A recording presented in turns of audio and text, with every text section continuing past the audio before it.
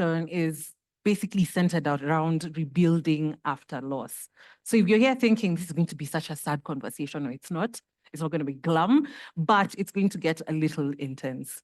And if you're ready for that, I promise you it will be worth your while. But before we get started, I want to call on stage Dr. Lukoy Atwoli, who is going to introduce all we're doing today and get us started. Dr. Atwoli.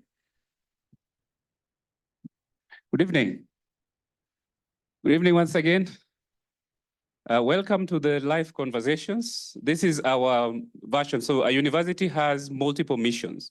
And one of the missions is to create knowledge, to curate knowledge, but also to share the knowledge with the public and with the people for whom that knowledge is helpful and is useful.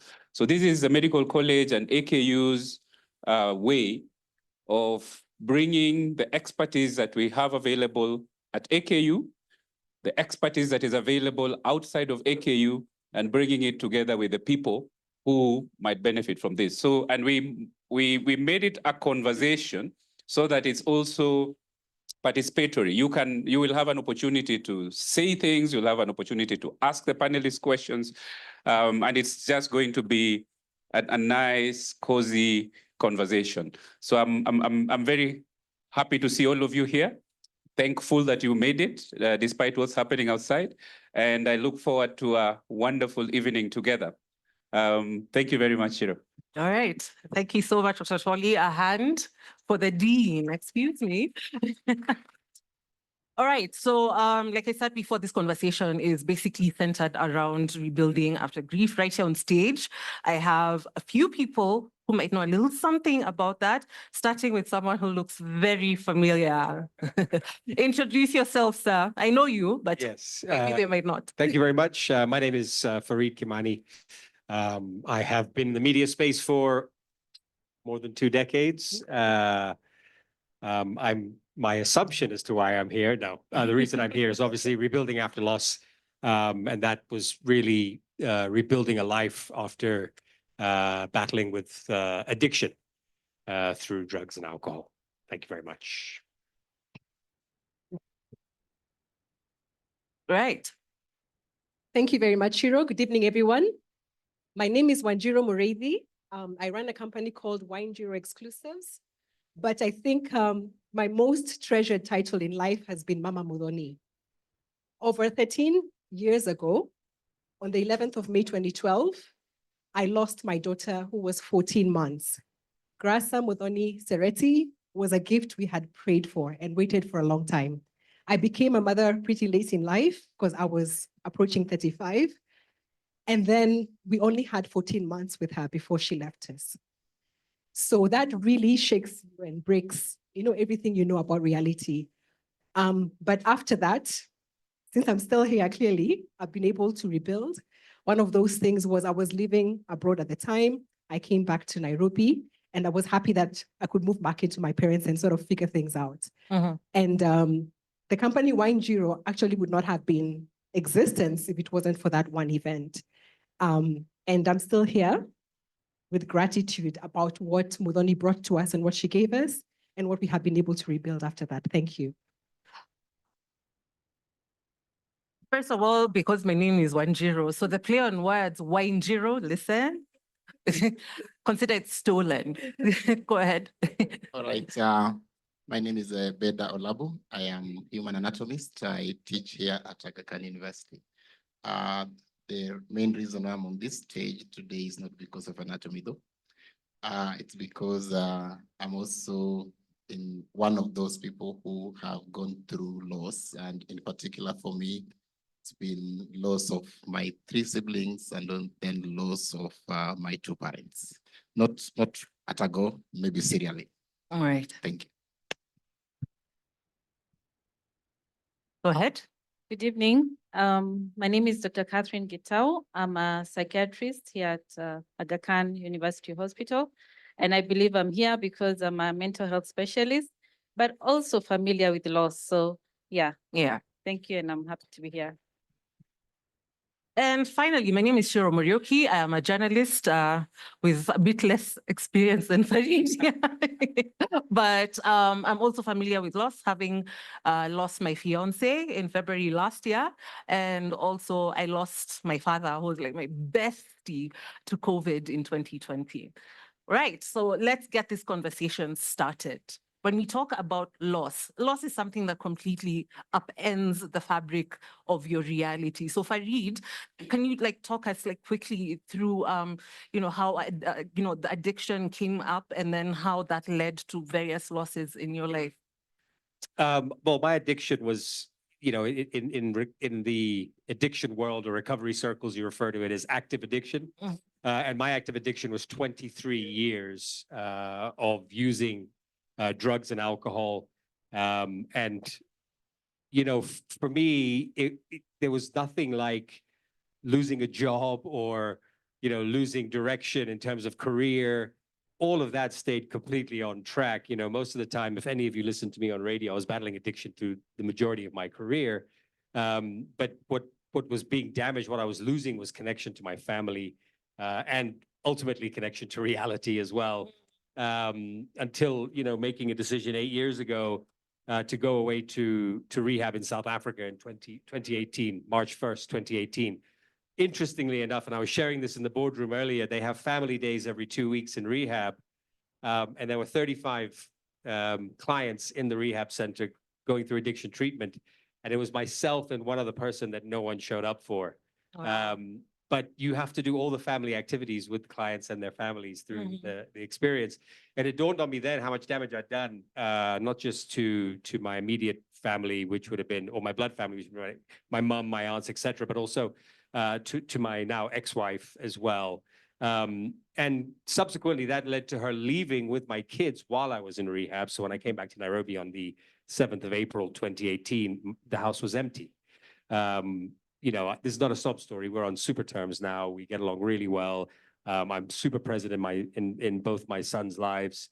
I talk to my eldest son about addiction and alcoholism and things like that quite openly. I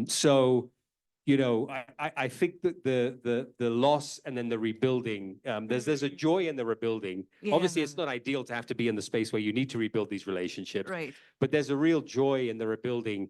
And every day that I live in the world of recovery and purpose in helping other addicts recover, which is sort of the new direction in my life, it's another day where it sort of chips away at the guilt and the shame, I guess, a little bit here and there, because you can't live in the past forever, unfortunately, or fortunately, I should say. So loss for me was losing people. Relationship. Yes. And then, but the joy, like I said, the joy of being able to rebuild those is something so special, I mean, it really is. And a lot of times, people say that people are still wary of, wait, you're the same guy that did A, B, C, and D. But, people can change. And I think that's a beautiful thing. And that's one of the biggest learnings, teachings that I give addicts and their families that I work with, is that people can actually change. A lot of people say people don't change. I am living proof, and I speak to people weekly that are living proof that people can change. I love that we've started this conversation on the tone of rebuilding, because again, it would have been really easy for all of us in this room to be like, so sad. Yeah. So Wanjiru, tell us about Muthoni. Wow. Everybody says their child is the best, don't they? Yeah.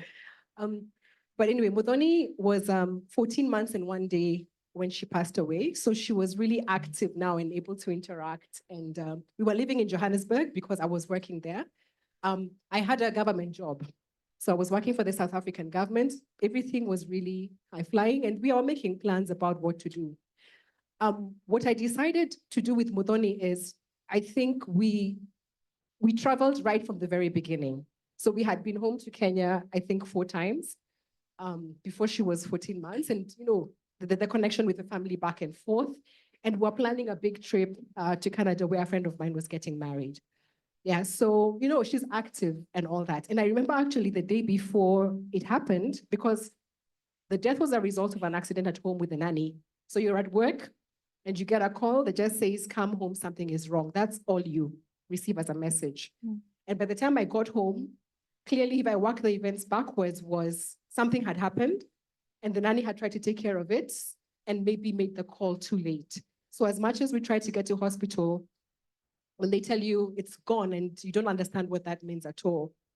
But the day before, I remember I had gone to buy shoes because now she's walking and of course there are those baby shoes, but now you're trying to get other sizes. And because she's very active, what I had tried to do to get her to wear the shoes is to sing a song. And there's a Sunday school song that says, I've got a shoe, you've got a shoe. All God's children got some shoes. You know that song? No. Anyway. The next line is, when I get to heaven, gonna put on my shoes, I'm gonna walk all over God's heaven. Wow. That's what the song says, Yeah. right? And of course, it doesn't mean anything at that point in time, but now later, when I remembered, it was really, should I have had a premonition? And what is destiny versus, I don't know, fate and all that? So of course, there's very many memories, very many pictures. But I think what really has helped me is, number one, there's all the markers, right? So you have friends who sort of have kids the same age. Right. You know, so I know their birthdays by heart, all of them, because I had to remember, right? And then the other thing, like I was telling Beda earlier, is it's very difficult to organize a child's funeral. You don't think about it, but then it's a very difficult process. And sometimes, of course, the language used can be very insensitive to the people concerned. But we made a decision to bring Muthoni back to Kenya. And most so it was because of my nieces and nephews. I have a nephew who's almost 30 now. So of course he was 14 or thereabouts then. And two nieces who are in the early 20s. So they must have been just under 10. But I made the decision to bring Muthoni back home, especially for them. Because if we had had anything done in South Africa, they wouldn't have been able to come. So within a very short space of time, you're being told you need to decide, what are we doing? Are we here? Are we there? You know, what do you want us to do? But there was a lot of community, both from, you know, colleagues, Kenyan community, family, the embassy, and even, of course, back here, a lot of assistance as well. And yes, she changed me as a mother.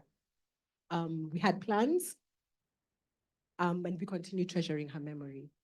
I love I'm that. not sure I've answered your question. You have told us. Yeah, I told us We will find out more about what kind of little girl Muthoni was. Okay. All right. From human anatomy to this conversation, let's talk about that. Well, yeah. So for me, I think I can start it that it happened largely in my formative years. We are 6 siblings. I'm the second born in my family. My elder brother is alive. I am second. My immediate 3 followers passed on serially. And that was when I was still in primary school. But I remember all of them. And what that just put on me was largely when you're playing with other children and their whole family is there and you can't see yours. Like you remember that you buried them. It was very difficult. But now moving on to high school, then immediately after high school, I started nursing my mother who was sick for quite a while. And immediately after about 1 year, just before I joined campus, she passed on. And then I joined campus with that grief still within me. Because we bonded very close with my mother. We had a lot to talk about many times.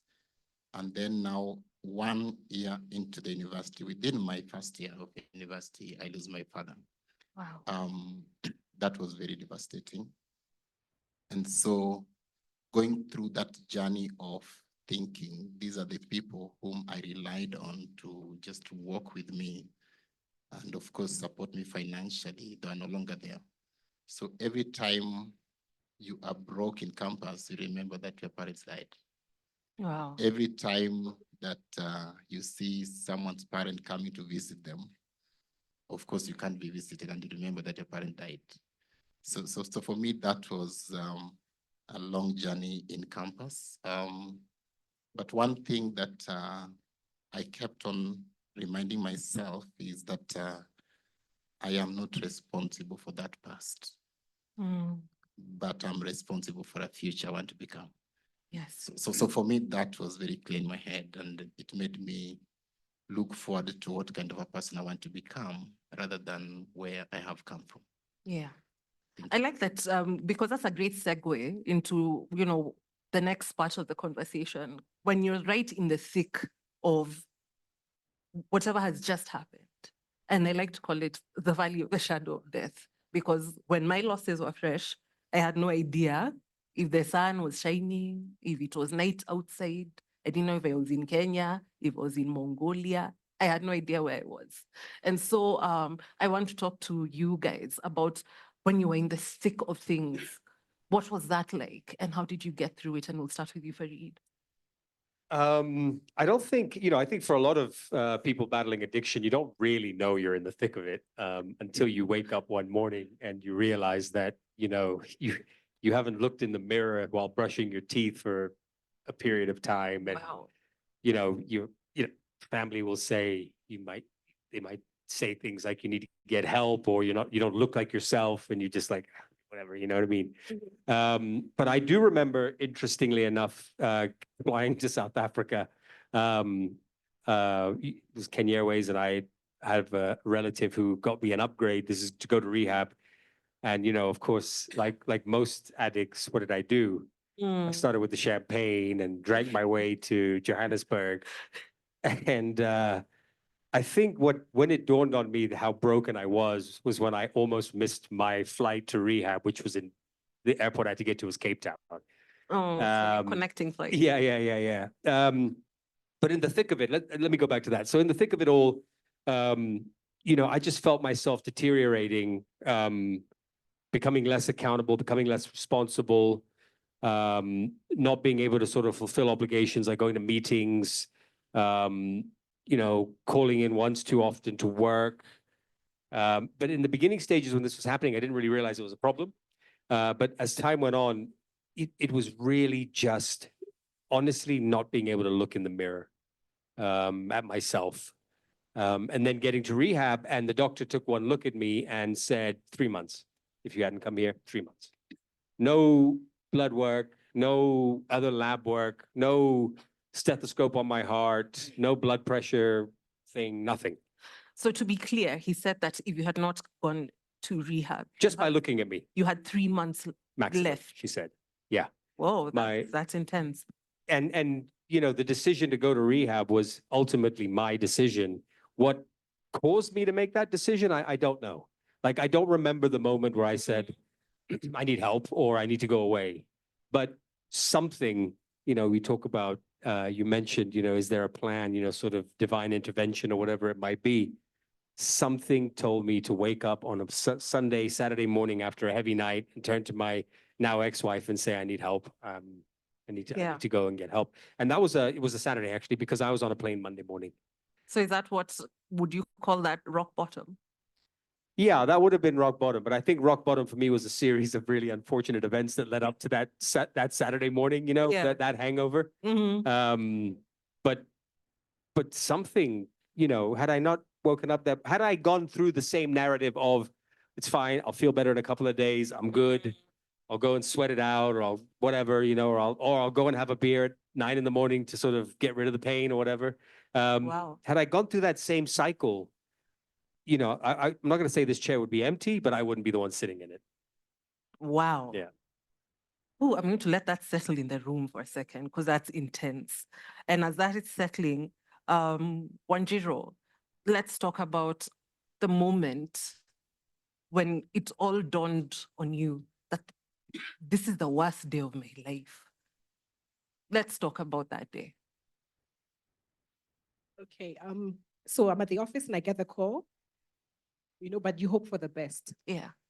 So I remember, you grab your keys and you move. I don't even know whether I had shoes on, because sometimes you kick out your shoes at the office.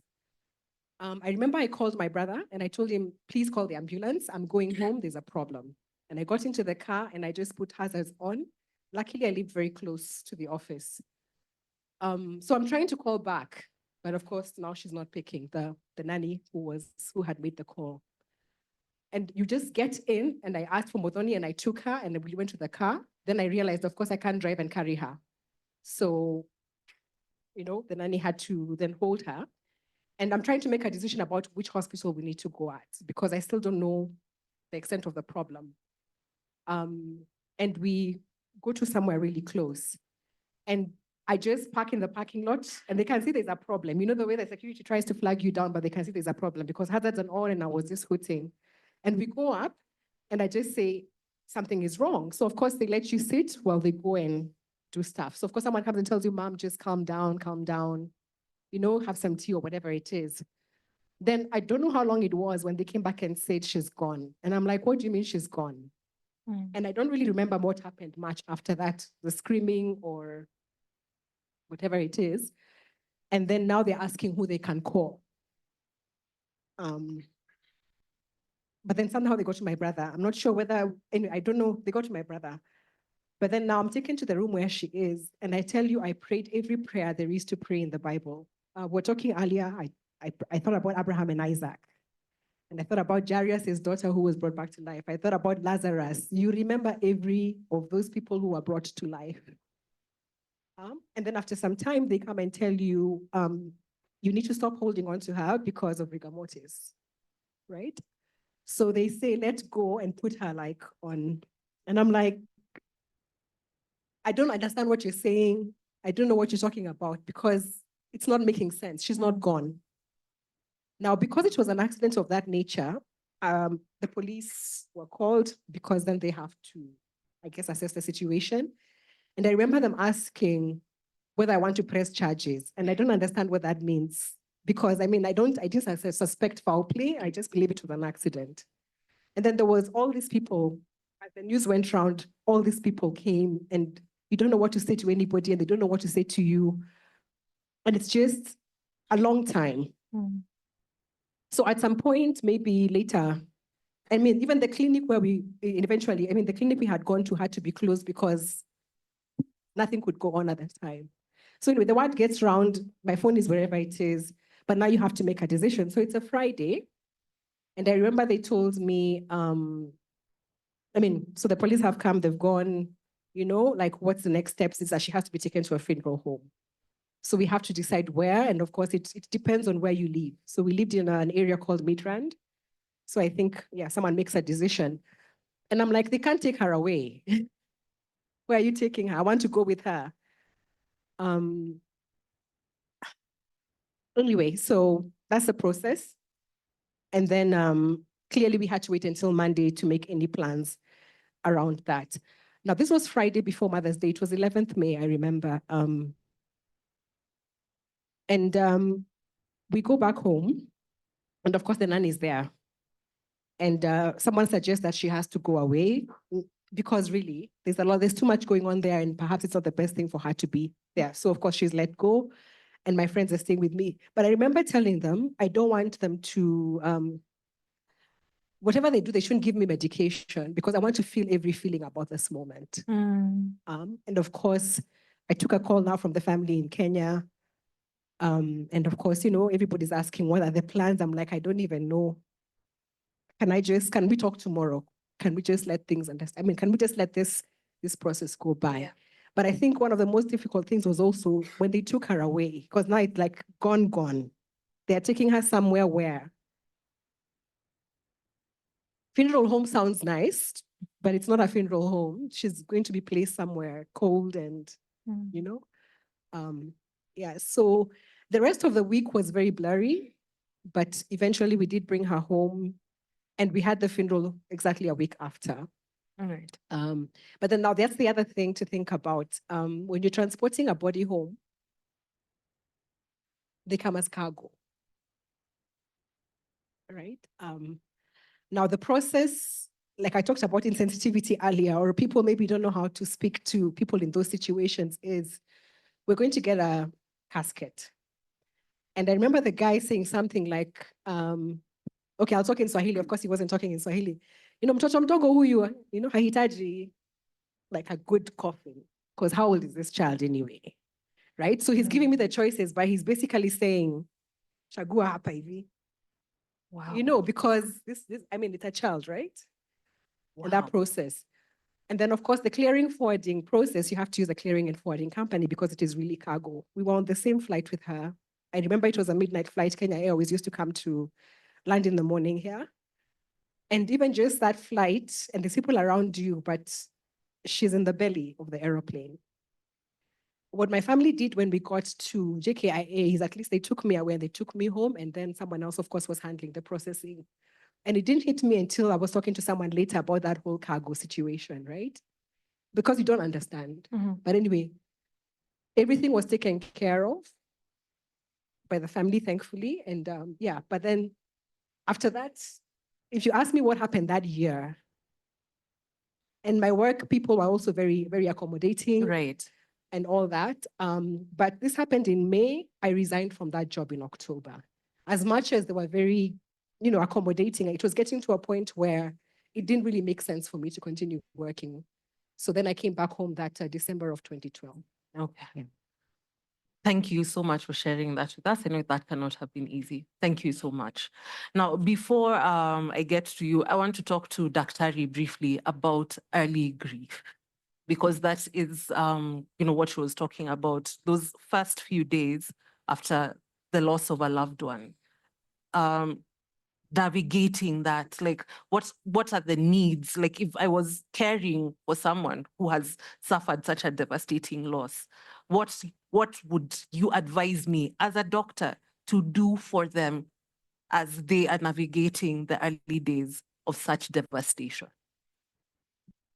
Okay. One common thing I hear people say is that when they've gone through a loss, people are telling them not to cry, take it easy, you'll be okay. But I usually would say the best thing to do is just to be present with the person and have them tell you what it is that they need, their needs. Like, what can I do for you? It's not so much being there to tell them what to do, but them telling you how they would want to be supported through that process. Again, during that time, there's shock. Most people are in denial. And as she's saying, you're so confused at some point, you don't even know. Your mind is not able to actually comprehend the loss at that point in time. So I feel at that point in time, it's just best to support the person in terms of, can I get you something to eat? Can I get you something warm? Just the basic needs that the person requires at that point in time, and not so much conversation and trying to get them to fix them, because sometimes it's like we just want them fixed and don't cry too much now, or let's do 1, 2, 3. And also, again, when people are going through loss, there's a lot of let's start planning, let's start thinking about how this is going to happen, what's the next step. Giving people time to just go through the first few days without so much, planning and being involved in, I don't know, making major decisions at that point in time, I think it's important. Yeah, for them to just have time to accommodate or comprehend what is happening in their lives. Yeah, and just being present. I think it's just being present and guiding them, or having them tell you how they'd want to be supported. Okay. Yeah, because even I might not remember to eat, or I may not remember it's time to sleep, those basic things that, yeah, now you haven't eaten, let's have something, Yeah. Yeah. You've kind of answered the question I was going to ask next, but Yeah. basically, Yeah. if I am a bereaved person Yeah. or someone that has gone through a significant loss, what, as a medical practitioner and as a mental health practitioner, what are the things that then you'd say in these first days, just do this? Yeah. Is there a solution, or am I like trying to put a pretty bow on grief? Like, what would you say? That's a difficult question, because everyone processes their loss very differently. We can be mourning the same person, but we are all going through a lot of things in our minds. So I wouldn't say there's a specific a prescription for everyone? Yeah. But being present is the most important, at least feeling that there are people who are there for you, and allowing them to go through the emotions. Mhm. If they're saying they're in shock or they don't believe, it's okay. That is where they are at that point. Yeah. And then sometimes I find that people want to keep reminding you that this person has died. You know, I don't know why it happens, but I keep hearing people say, yeah, they're gone, you know. I know. I don't believe they're gone. So just let me be. Yeah. Let me just stay in that space for now until my mind is able to Catch up, comprehend, yeah. that, okay, this is actually the reality. Yeah. I find that people like to talk a lot and try to say the right words, but I don't think there are any right words. And again, not saying that I understand what you're going through. No one understands what the other person is going through. So just let them be. Yeah. Yeah, just be there to support. And also meet the physical needs, Yeah. because those ones get forgotten Yeah. about. Mm. Yeah. All right. Daktari, you talked about, you know, how suffering these significant losses, especially losing your parents, like within a short time you entering campus. And then now around you are these reminders that you are now orphaned. So was there like a loneliness there that you felt? Or like, what were your feelings during that time, these formative years when you really need your parents and, you know, they're not there? Yeah, definitely there was a lot of loneliness. And I agree that people process some things differently. Like for me, if I can remember when my mother passed on, I kind of saw it coming because she was sick for quite a while. And that I thought prepared me because I could actually see it coming. She was very sick for quite a while. I would be the one who would be with her many times because this was now after high school. Even washing her, that was very traumatizing for me as a boy child. But I had to go through it because there was nobody close that was able to do it. And because of all that journey that I journeyed her, to be honest, sometimes I actually thought in my mind that her dying would be better for her. But when it happened, it hit me that it's actually true. She's passed on, and it was now difficult to deal with her absence. And that took me a while. I didn't show it on the face, and so the people around me knew that Beda is strong. I didn't quite show it so much. I was very overwhelmed by the fact that I need to join university at that time because it happened. She passed on in March, and the same year in September, I was joining university. Yeah. So for me, my mind was more about processing papers and going to university, which I got excited about because I got the course that I wanted to join. So that didn't give me space to actually process everything when this thing happened. And people around me believe that I'm strong because I wouldn't show much of emotions to them. I wouldn't talk much about it. I would put on a strong face.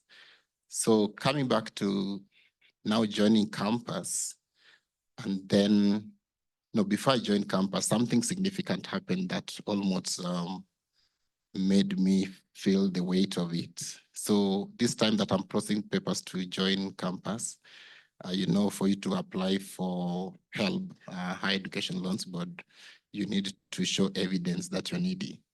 And for me, one of the evidence is just to attach the death certificate to my mother. So I'm the one who processed that death certificate. The day I got the death certificate, I was so happy that I have a milestone, only to realize I'm walking in this town. I was in Kapsabet Boys. So walking in this town, Kapsabet, and I meet one of my teachers, and she asked me, what are you doing here? I'm like, okay, mom passed on. I came to process the death certificate because I need to apply for loan. Okay. And I quickly just gave her the death certificate, like, I'm happy I've received it. it dawned on me, I didn't read the death certificate, I just took it. She's the one who Wow. read it from me.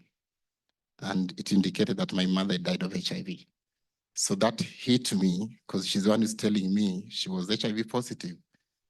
And I was embarrassed because I didn't read it.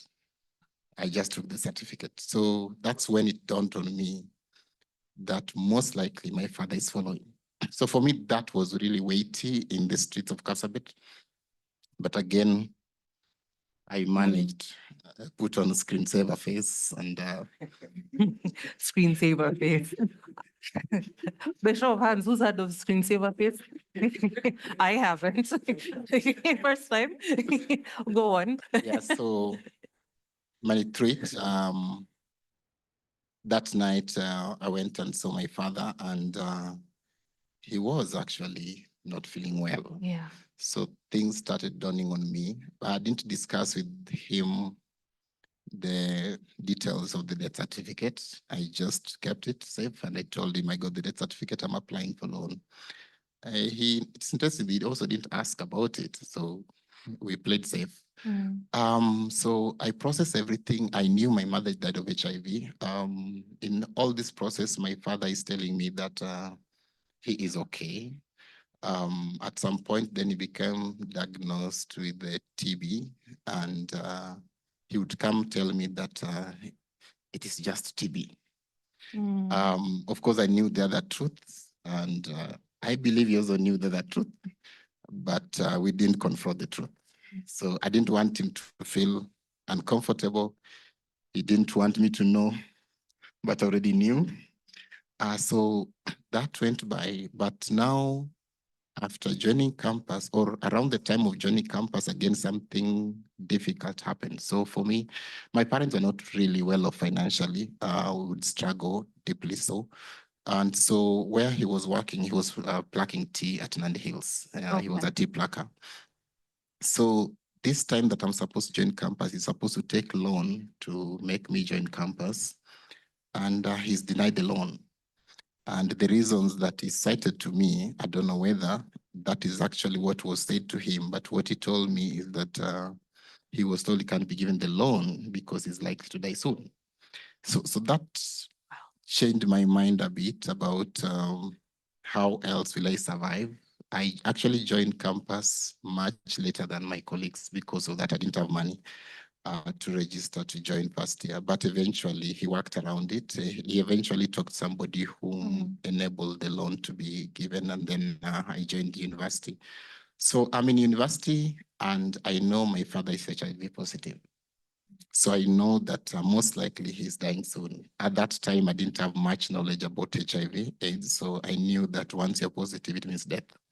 So for me, that's the reality that I had at that time. And so this is what I'm trying to process, that my father is also following soon. Remember, I'm still putting that face that I'm strong, that I didn't have time for my mother's grieving, so strictly speaking. And so in first year, about just 1 week to our end of year exams in first year, I get a call that my father's passed on. So I went home, we buried, then I came back because we were around exam season. After coming back, that's when the loneliness started hitting me. Wow. When I would be alone in my room, I would actually cry. And nobody saw me cry. So I would cry alone. Many times. It used to happen several times. And I can't say that healing is a one-time event. It's a process, because the frequency of my crying reduced over time. But they were so intense at the beginning, when just reflecting on how will I even survive in college, who will support me financially, and things like that. Yeah. And I get on reminded that they have died, especially sometimes when you've gone for 2 days without eating and you're in campus. Wow. Then it reminds you that this is because your parents are not alive. So it became so difficult, especially in my first year ending and then second year, it became so difficult. But with the time, I came to realize that working with people also helped. Yeah. And so there are few people that I had to get in touch with, to just work with. One was one of my classmates whom we had been in Capset Boys together. So he was my close friend, and I had to share with him what I was actually going through. And the other one was my physics teacher in high school, whom we were very close. He was the Christian Union patron. I was in the Christian Union. And so we were so strong in terms of relationship. So I had to just reach out to him and tell him this is what's happening. Yeah. And so I went to his house several times, and we talked together with the wife, and we talked several times. That made me lose a bit. And then, so the occasions of feeling so lonely reduced after I started talking about it many times. Then I chose to just talk about it to almost anybody who asked me. So no more screensaver face. Yes and no. Yes and no. The reality is that you'll not be very vulnerable to everybody. Yeah. Yeah, true. Absolutely. And so there are people that I still have to put a strong face, Yeah. even when I'm broken inside. You know what? I think at some point in this conversation, we'll talk about the gendered ways in which people grieve, because I feel like men and women also grieve differently. But today in the audience, away from that, we have a couple more people who know something about loss. And I'm going to start with a young man with a very firm handshake. I don't know if we can pass him a microphone.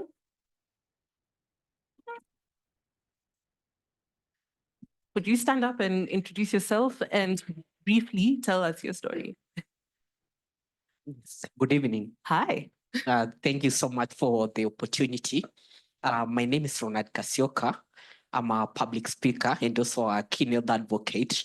I'm also an author. I've written a book where I share my personal journey battling kidney disease for the last 6 years. Thank you. Thank you. Thank you. For the last 6 years, to inspire and encourage other patients and also people going through difficult challenges, to show them that it does not matter what you're going through, that you can still live your life, do your things. You just have to believe in God and keep pushing forward. And we also started an organization where we are supporting children with chronic illnesses, now focusing on kidney disease and their caregivers. We offer psychosocial support and also creating awareness about kidney disease.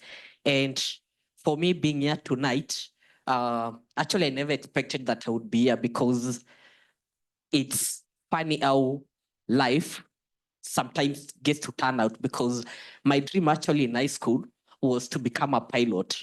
And as I find myself in this space as being a public speaker and also advocating for matters to do with health, I can say that it's been a challenge. I myself having to go through the dialysis treatment, because I'm on dialysis treatment for the last 6 years now, 2 times a week. I'm preparing for a kidney transplant. And I can say that my journey is being a keynote advocate and also getting to share my story through platforms like this to inspire and encourage people. One thing that I've come to understand is that sometimes, because I'm a believer, sometimes God takes you through challenges that you'll be saving people from, because that is the only way to create compassion in your heart. Because I believe that pain sometimes creates that part of you that you get to experience what the people are going through, and that brings out the compassion part of you. And as I've shared, on dialysis treatment twice weekly. I come from a dialysis treatment actually just our next hospital here, 2 times a week on Tuesdays and Fridays. And I'm very happy to be here, and thank you so much for the opportunity.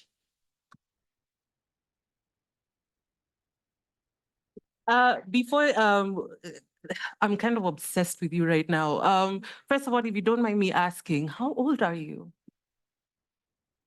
I'm 23, currently in campus. Finished my diploma last year in public relations. Wow. Currently now starting my internship, and I'm also a certified public speaker.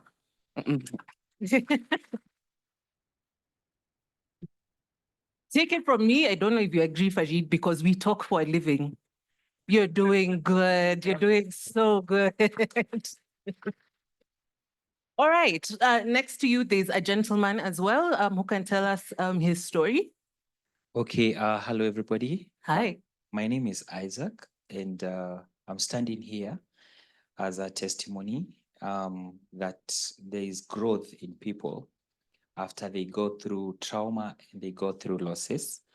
I lost my businesses some years back. It was when I finished campus, started working in 2011, 2012. I was able to accumulate quite some good wealth. But in the process, I lost everything. I lost my businesses.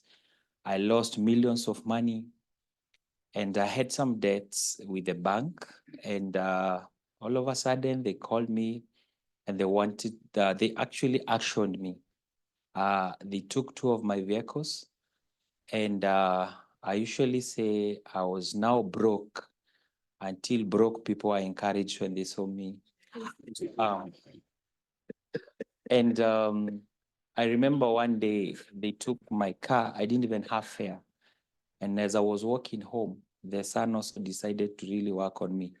It was so hot. And I cried. I was just having tears all over. And as I was walking home, I felt I just want to die. And now I didn't know how to die. Yes, I had flu, but I knew the flu can't kill me. And I went home, and I took my laptop and I typed how to die without also feeling a lot of pain. I don't like pain. And the internet, I was just looking for a single way to die, but I was spoiled of choices. The internet gave me 1,000 ways to die. And I explored all the options. And now, because my jobs had collapsed, I had all the time to watch 1,000 ways to die. And one of the things that I didn't like is that like everybody wasn't, like the way everybody died was like they were so serious. And I was like, I want to like die smiling or something. And along the way, I was able to decide even the day that I'm going to die, because one, I didn't have a way of paying the debts. And also, like, I remember there's a bank that was so stubborn, and now, like, my dying will teach them a lesson, because they were really giving me a lot of hard time. So I planned for this day. I was going to really do it. That's basically means I was going to commit suicide. And, I chose over day, and it was so clear on how things will be. Yeah. And just before I did it, somehow, just by the help of God, I was able to find purpose. My first degree in university is ICT, but I found purpose, and I felt that whatever I'm going through is going to make meaning, and I'm going to be a hope to people in future. And I'm going to be a psychologist. I was like, what? A psychologist? How? And I believed, and I've really worked hard. Currently, I'm a counseling psychologist, licensed, and I have an organization called GPS. And that's how I wrote this book, The Deception Behind Suicide. I use a lot of CBT techniques just to challenge the existing thoughts, because most of the thoughts were lies, and I realized they are truths. And I say that today, even after the losses I had then, I've also faced losses later, but they found a different Isaac. Wow. I cannot be depressed again. No matter what I go through, I've built up the resilience. And I love like what we call post-traumatic growth. I've grown. And this is a science I've been studying, and I would want to tell people that regardless of where you are, you're able to pick up. By the way, all the businesses I had lost, I was able to build them back, even the ICT businesses and all that. And then an extra master's in psychology. So just to say that there's a lot of hope for humanity. It's just a science that, like, the transformation of the brain, the thoughts, the emotions and such. Yeah, so there's no loss that's like supposed to kill us, but rather we pick it up and become better versions of ourselves. Thank you. Yeah, Isaac, thank you so much for that. First of all, I'm going to find you afterwards because if you're a therapist and you're that funny, I will leave lighter every time I come for therapy. All right, we need to take a break. We will take a couple of minutes, take a breath, and we shall be right back. If you're watching us right now on NTV, we shall be back.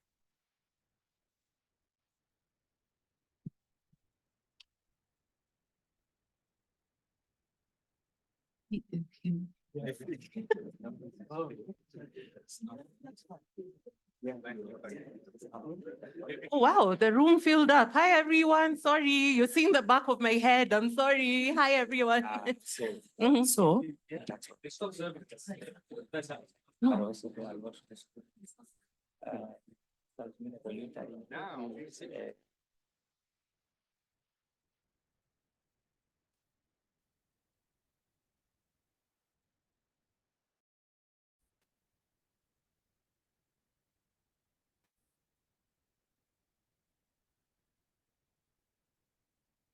physically and socially.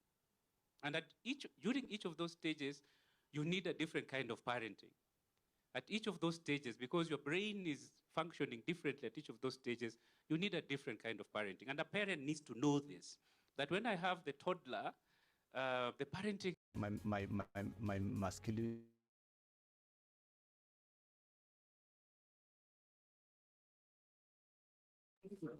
With this conversation, I realized that we needed to take like a breather, but we're properly back. I can see some of you are reaching out to our comedian psychologists. You are hilarious. You know, let me tell you, there's nothing I love more than funny people, because there's nothing I like more than to laugh. That's how I've gotten through my losses. I laughed my way out of depression. All right, so there's a couple of people I would like to speak to. I want to first start with Eunice. Eunice, can someone pass Eunice the mic? She's the one with the beautiful pink hair. Eunice, what's your story, girl? Good evening, everybody. Good evening. Thank you for having me here. So my name is Eunice Mwende. I'm 32 years old, and I live with stage 4 breast cancer. So my breast cancer journey started in 2016 when I was 23 years old. To just take you back, I finished high school in 2011. I don't come from a well-off family. So I worked for 5 years so that I could go to university. And I managed to save up, and then I started my degree in beginning of 2016. And now I got this diagnosis immediately after my first diagnosis. I mean, after my first semester. And I had to choose, do I do the treatment or do I continue with my studies? And so I had to stop studying and now divert to all my funds to treatment, because back then I didn't have an HIF or any other medical cover. I thought medical covers are a waste of money. So I thought, and during this time, so I went through I went to different hospitals. I went to one of the public hospitals. And at that time, my diagnosis was in mid-2016. The queues were so long. And at that time, I was told I needed to start my treatment the following year in January. So I was supposed to wait for about 6 months. And by the help of my family and friends, I managed to go to a hospital, to a private, actually here at Aga Khan Hospital, to come and seek treatment.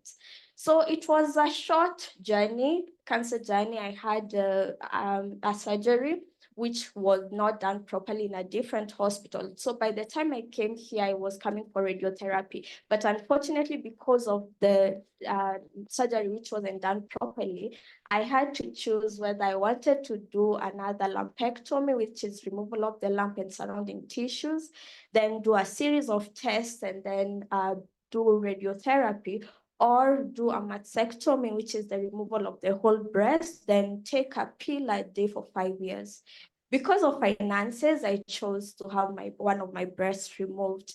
And I remember that day, it was on a Monday when I saw this doctor, and I booked the surgery for the same week on Friday. So at that time, I was really on autopilot. I wanted to get to finish these cancer manenos and go back to my life.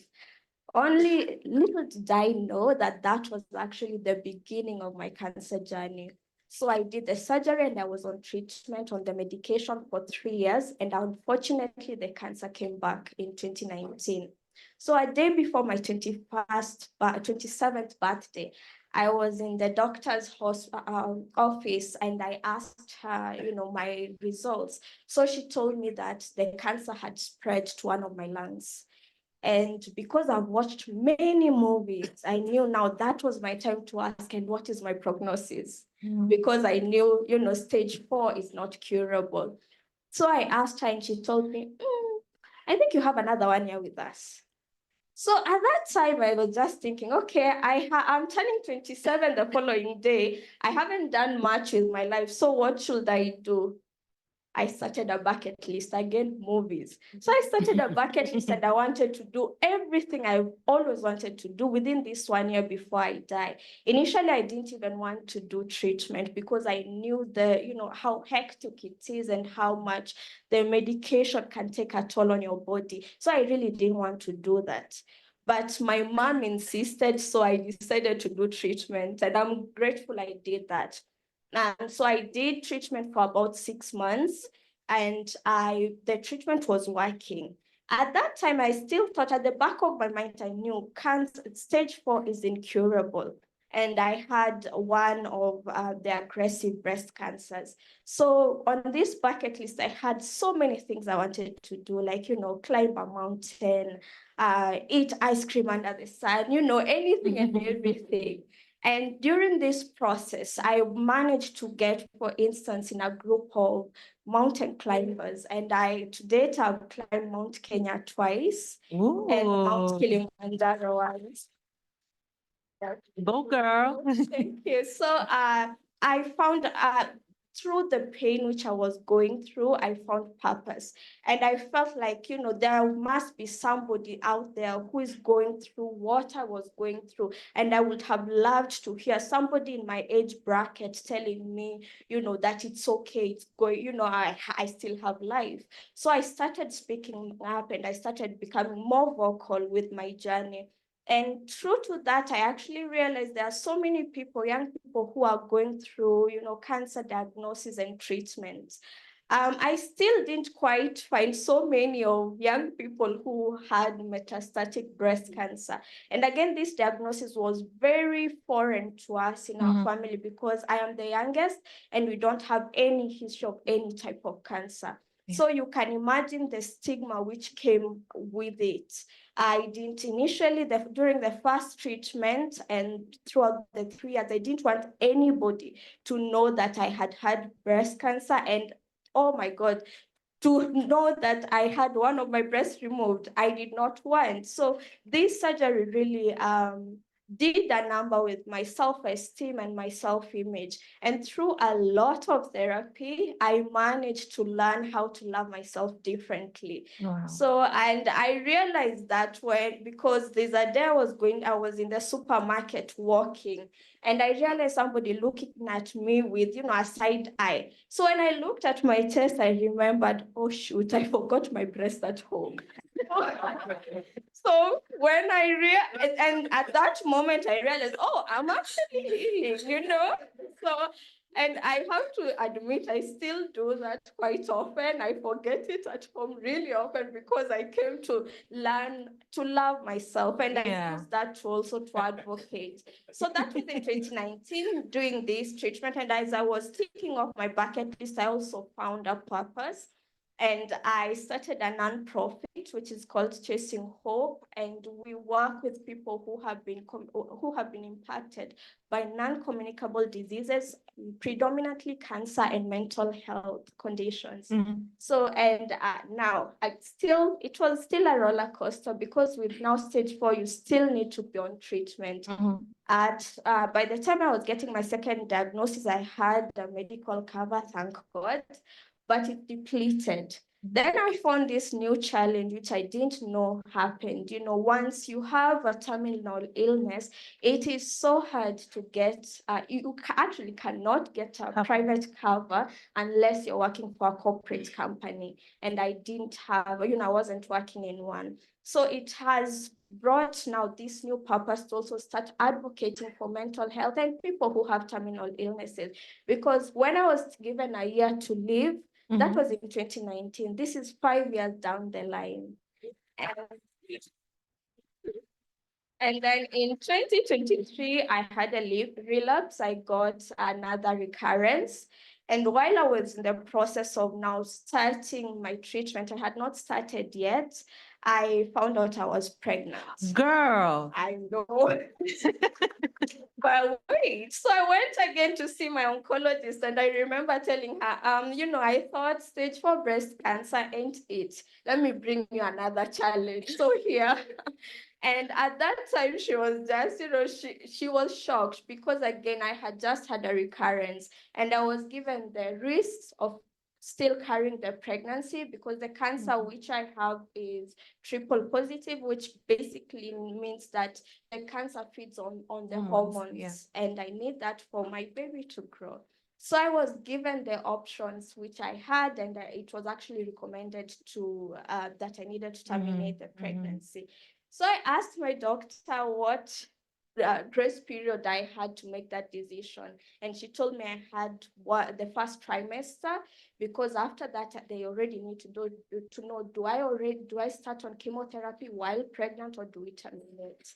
And I have to say, I've never prayed so much in my life during those 3 months. So the lumps and the swellings which had already started swelling, during the period, miraculously, they just resolve by themselves. And that I knew was just a sign. So as I stand right here, I have a baby girl who's about 6 months. I'm gonna cry. So so I would just say that, as much as in this journey, I have experienced so many losses from friends. I had a group of friends, and then I couldn't keep up with that anymore when I was doing treatment. You lose a lot. Finances, your health, your relationships. And but I also know that you can rebuild, as you've said. And I have seen that amidst all the challenges, you can actually find hope. And that's why today I speak about my story, because I know there is hope. Thank you. Wow.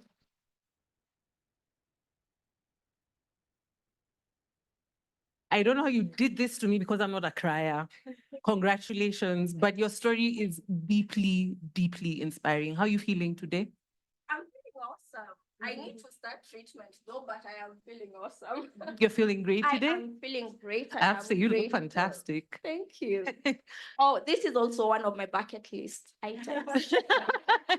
Walking around with electric hair. Yes. I like it. Earlier, I actually met a young lady with the softest hands.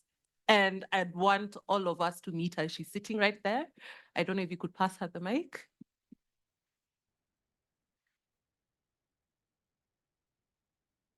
Gosh, it's my hands. It's your hands, babes.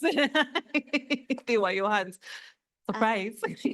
Should I stand? Mnaniona, mi siwaoni, mnaniona. Should Wow. I stand? All right. Well endowed. So, hi guys. Hi. My name is Eve Kibare.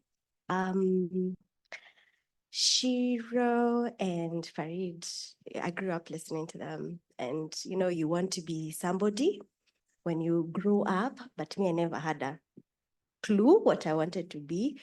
And being a smarty pants, people expected to be a doctor, architect, engineer, actuary, but it was not working. The math was not mathing. So eventually I joined the media industry. Just as soon as I finished high school, because I was working with the Insider, I interned with the Insider magazine. So it's always been a pleasure to just be in the media space. And then I went and did film production. hey, this is me. I don't want to just do media house because the bureaucracy. Good. Tell me about it. So I was like, I want to do something that I know I'll do for the rest of my life. I don't want something that will stop my reggae. So, because I mean, when you're a film producer, you can do ads, you can do documentaries, you can do feature films.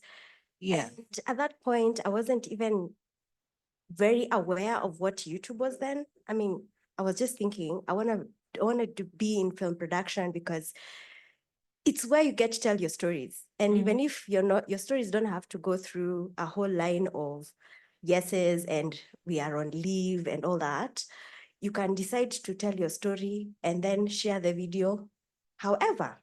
So anyway, I did that. And then at some point it was too much working. So I decided I would rather sell tomatoes, nyanya, I mean, vitungus, because the bureaucracy again, Yeah. in corporate, it's just too much. So I went and started a lingerie business. Me, who, you, who. Yes. So I ran the business for 4 years, and then 2020 comes, there's COVID and all the business about what am I going to do? It's an online business and people are, the economy, I mean, COVID, people are supposed to stay indoors. So I was really worried because that meant I'm going down and I'm not sure how I'll be able to pay my rent, what is going to happen. But funny enough, COVID happened and my business started showing signs of maturing, like the bamboo tree. I'm like, what? Finally, nimefikiwa. So this is me excited, and as much as COVID is happening, Twitter is on fire. And I'm like, okay, but at least my business seems to be holding space. But as this is happening, I'm having headaches, I'm having photophobia. I get outside, I can't leave my house without sunglasses. My screen is too bright, my TV is too bright. But I'm like, maybe I'm just having maybe something, I'm just stressed about, COVID and all that. But then June 2020, June 12th, 2020, I wake up and my eyesight is glassy. I'm like, wrong dream, go back to sleep. So I wake up again and it's still glassy. And this is 2 days later after I've gone to hospital and they've told me I had bacterial infection. I'm like, this bacterial infection is affecting my eyes. So I went back again to a different hospital. They tell me it's tonsils. I'm like, you guys are not serious. I've had tonsils as a child, but it's never gotten this bad. So anyway, I ended up, long story, admitted in hospital and they found a blood clot in my brain. And to me, I really did want to die at that point because the pain was like someone pouring hot water on your head continuously. And you really want to escape, but there's nowhere you can escape to. You can't sit, you can't stand, you can't sleep in peace. You're always in so much pain. And I remember being in so much pain that when the doctors would come in at 7 a.m. in the morning, I tell them, there was a time I was so tired of not sleeping because of pain. And then I asked them, you guys, do you guys have those horse tranquilizers? The ones that, you just shoot and the animal goes down. Me, I want to go under for like 48 hours. They're like, oh, we can't do that. I'm like, why? I'm begging. And I mean, I couldn't believe that I've gotten to a point where I was begging for sleep. And my eyesight was not even a problem at that moment. I just wanted this to be over. And then at some point I would really ask the universe, I think I'm done. Do I really have to be here longer? Because, that means if I die, hakuna NHIF, hakuna rent. Hey, like there's so many bills, hakuna Wi-Fi.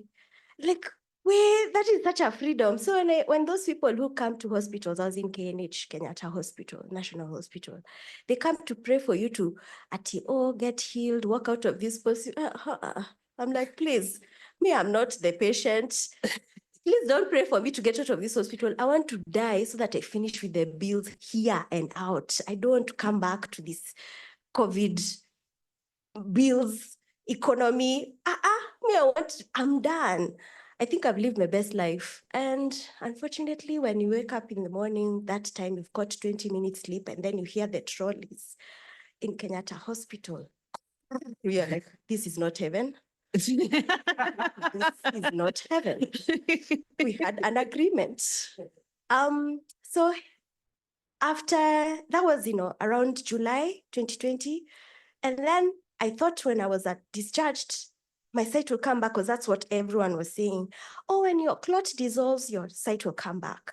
So I'm like, okay, fine, let's go back. It comes back, haraka, I go back to my business and I thrive. I become the COVID millionaires because, hey, this is not my portion. Since I'm not dying, let me be millionaire, this thing.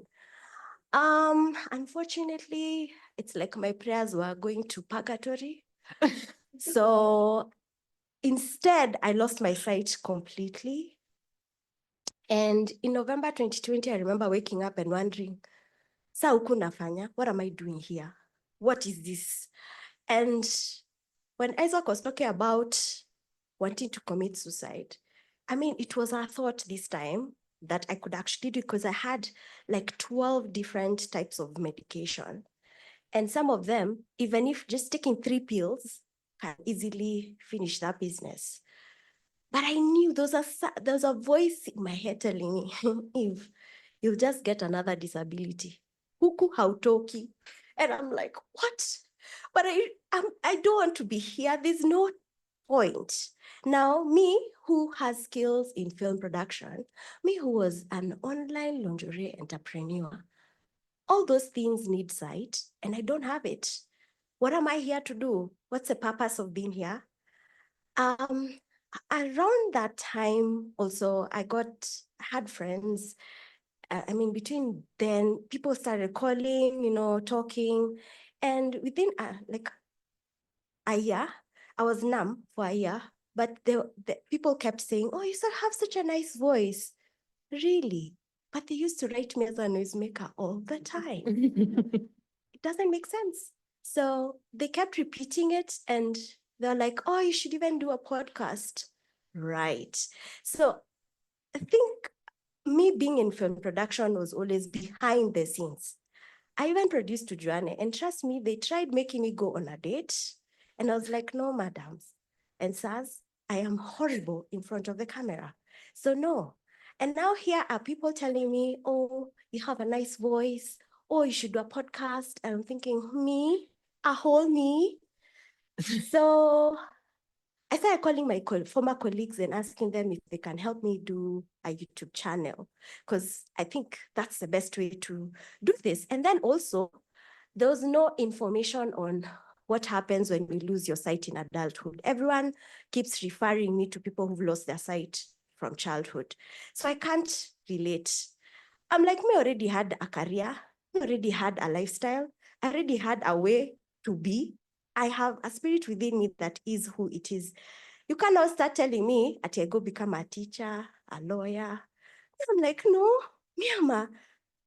I am me.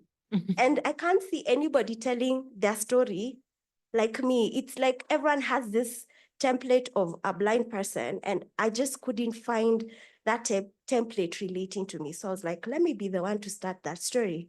So by July 2021, I got someone who said yes to me. And we started the journey of filming my YouTube channel, which is called Blind Girl Experience.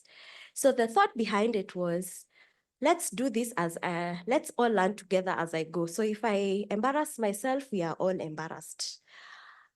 Because I think losing my sight also gave me some confidence that I honestly didn't have before, because people focus on really mundane things that are not really important. And you realize that after you enter into this space of nothingness. It's not darkness, it's nothingness. Let's imagine a piece of paper. When you've been given a blank sheet of paper, what are you seeing there? What do you see on a blank sheet of paper? Nothing. Yeah, so when someone asks me, what do I see? It's nothing. It's not, because if I say darkness, there's a semblance of light. If I say black, there's a semblance of white. So it's nothing. I just see nothing. So thinking about seeing nothing, it gives you some courage, because people focus on what you're wearing, and how you look, your face, your height, and all that, I started focusing on how people make me feel, how people talk to me, how people relate with me. It's the energy people give. And I realized that is what is most important. And so during this journey, I have done 32 episodes so far. Wow. Consistency, something I lack. Honey, it's not consistency, it's just trial and error. 32 times. Yes. Yes. And still counting. It's the belief that this thing has to continue because you have nothing else, absolutely nothing else that's giving you this sense of purpose that makes you feel joy. It's like I have to tell this story and we have to laugh together. I want somebody 20 years from now who loses their sight, even if it's in high school, or they lose it in adulthood, they won't feel like they're all alone. They'll get somebody who's telling them, hey, I did this 20 years before you, and hey, we are here. And you can still go out, can still drink, can still date, and Canero will show you things. And, and not to despair that it's all over, because that's the reception I keep getting. Oh my God, so what are you doing? I'm like, imagine I live like a bird. So in the sense that I moved out after 2 years of living with my family, I just checked out. I was like, I can't do this anymore, because there's a difference in being orphaned when people are alive. Like, yes, they're alive.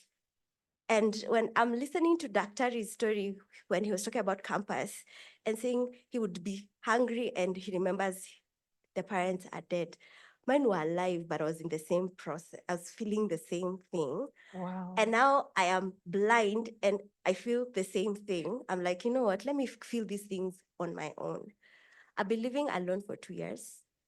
And it was something I thought I'd never do again. After losing my sight, I had to move back home, not back home, but back with my sister. And I never thought I'd move out on my own, but I'm thriving. And my life is so much happier. I've met so many people. I've been featured in so many podcasts and stuff. I'm still praying for that consistency, by the way, because just the other day, the people who are filming with me were like, we can't do this anymore. We are having so many other things we're doing. And so you're like, okay, I guess it's that part of the journey. So I just feel like being blind for me was like, well, it was sad. I didn't die. I didn't take those pills because I was just going to get another disability. And I'm like, I have been there. And honestly, for me, losing my mobility was far much worse than losing my sight, because not being able to move is just hard. And since I'm able to move, I'm able to go to the loo and I'm able to fart without having a tube down my ass. That is very profound. You guys never look down upon farting. So it's the small things that people take for granted. And you get to celebrate life with all the small mundane things that we take for granted and making the best out of it. And also having a healthy community. Like, by the letting go of people who do not want you in their space is so healthy. Yeah. Even family. Like, if they're not working, just let them go. The universe will get you the people who will work for you. And right now, I can tell you, I have such an amazing community of people who are not even in this country, who take care of me each and every day. And that's just the universe looking out for me.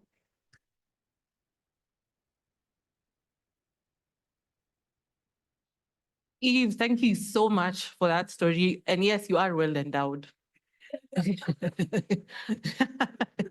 Nakwambia, nimeona. Between you and Isaac, the humor there is unmatched. All right, so let's head back to our panel. I was having a bit of a chat with you, Farid, and especially because earlier we spoke about how men and women deal with grief differently. You lost your mom. What happened? What did you do immediately after? Yeah, so I had gone about, so this was 3 years ago, Yeah. roughly, 18th of March, 2022. Mhm.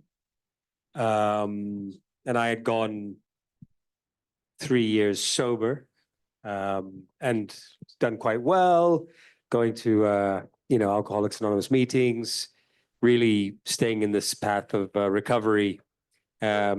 18th of March, mom died, us being Muslim, we buried her on the 19th, went out with a friend and proceeded to drink from the afternoon until Yeah. 2, 3 in the morning. The difference is because I was rebuilding my life before, and I know that's the narrative we have here today, I went immediately to an Alcoholics Anonymous meeting. That was a Saturday that we buried her. On Sunday morning, there's a meeting that I attend in Brookside. And I got there and I didn't see, in AA, you have people called sponsors, who you should reach out to if you feel like you're going to have a drink or if you've had a drink. Mhm. And I got there and I was like, the meeting was full and I was like, okay, thank God my sponsor's not here. So I sort of like, all the beginning sort of addresses were going on and I was like, there's a segment called The Burning Desire. If anyone has a burning desire to share, they should share now. But I was like, I'll just wait for the burning desire. I'll raise my hand and I'll just share about my relapse. So I closed my eyes and, it would be this way. There was one empty seat next to me. When I opened my eyes, my sponsor's sitting right there next to me. But I shared about my relapse. And my share was quite interesting. We talk about, the stories of people passing in your lives, your daughter, your siblings and your parents. And the share was really profound. I hadn't sort of rehearsed it or anything. And, in our line of work, we rehearse everything. Yeah. And I usually did manufacture my shares, to sort of, how can I say it best and without as many pauses. And I didn't. And I shared about my mom passing. And then, everyone was sort of like, looking at me sort of, with commiseration. And all of a sudden what came out of my mouth was, but I have so much gratitude. And, people were just like, what? What's going on? And I said, she got 3 years of me being sober, Wow. It's phenomenal, Yeah. And it flipped the whole narrative of grief for me. That was an entirely, what a cathartic, beautiful realization to have after a night of drinking, to sort of cover up the to numb the pain, and interestingly enough, when I woke up in the morning, I was like, well, I have a hangover. I feel terrible. I have to start my sober counter on my phone at day 1. And my mom is still dead. So it didn't change anything. Yeah. But as I was leaving the meeting, most people were coming up to me saying, hey, sorry about your mom. And, one of the fellows in the meeting, a gentleman by the name of Neil, he said, are you doing okay? And I said, yeah, relapsed, mom died, good enough reason. And he looked me dead in the eyes and he said, there's never a good enough reason. Wow. Yeah. And that comment has kept me sober today. Accountability. But there is never, for someone in my situation, obviously, a good enough reason. If I'd gotten through that, then my recovery would be pretty bulletproof. So that is, my story of grief turned to gratitude quite quickly.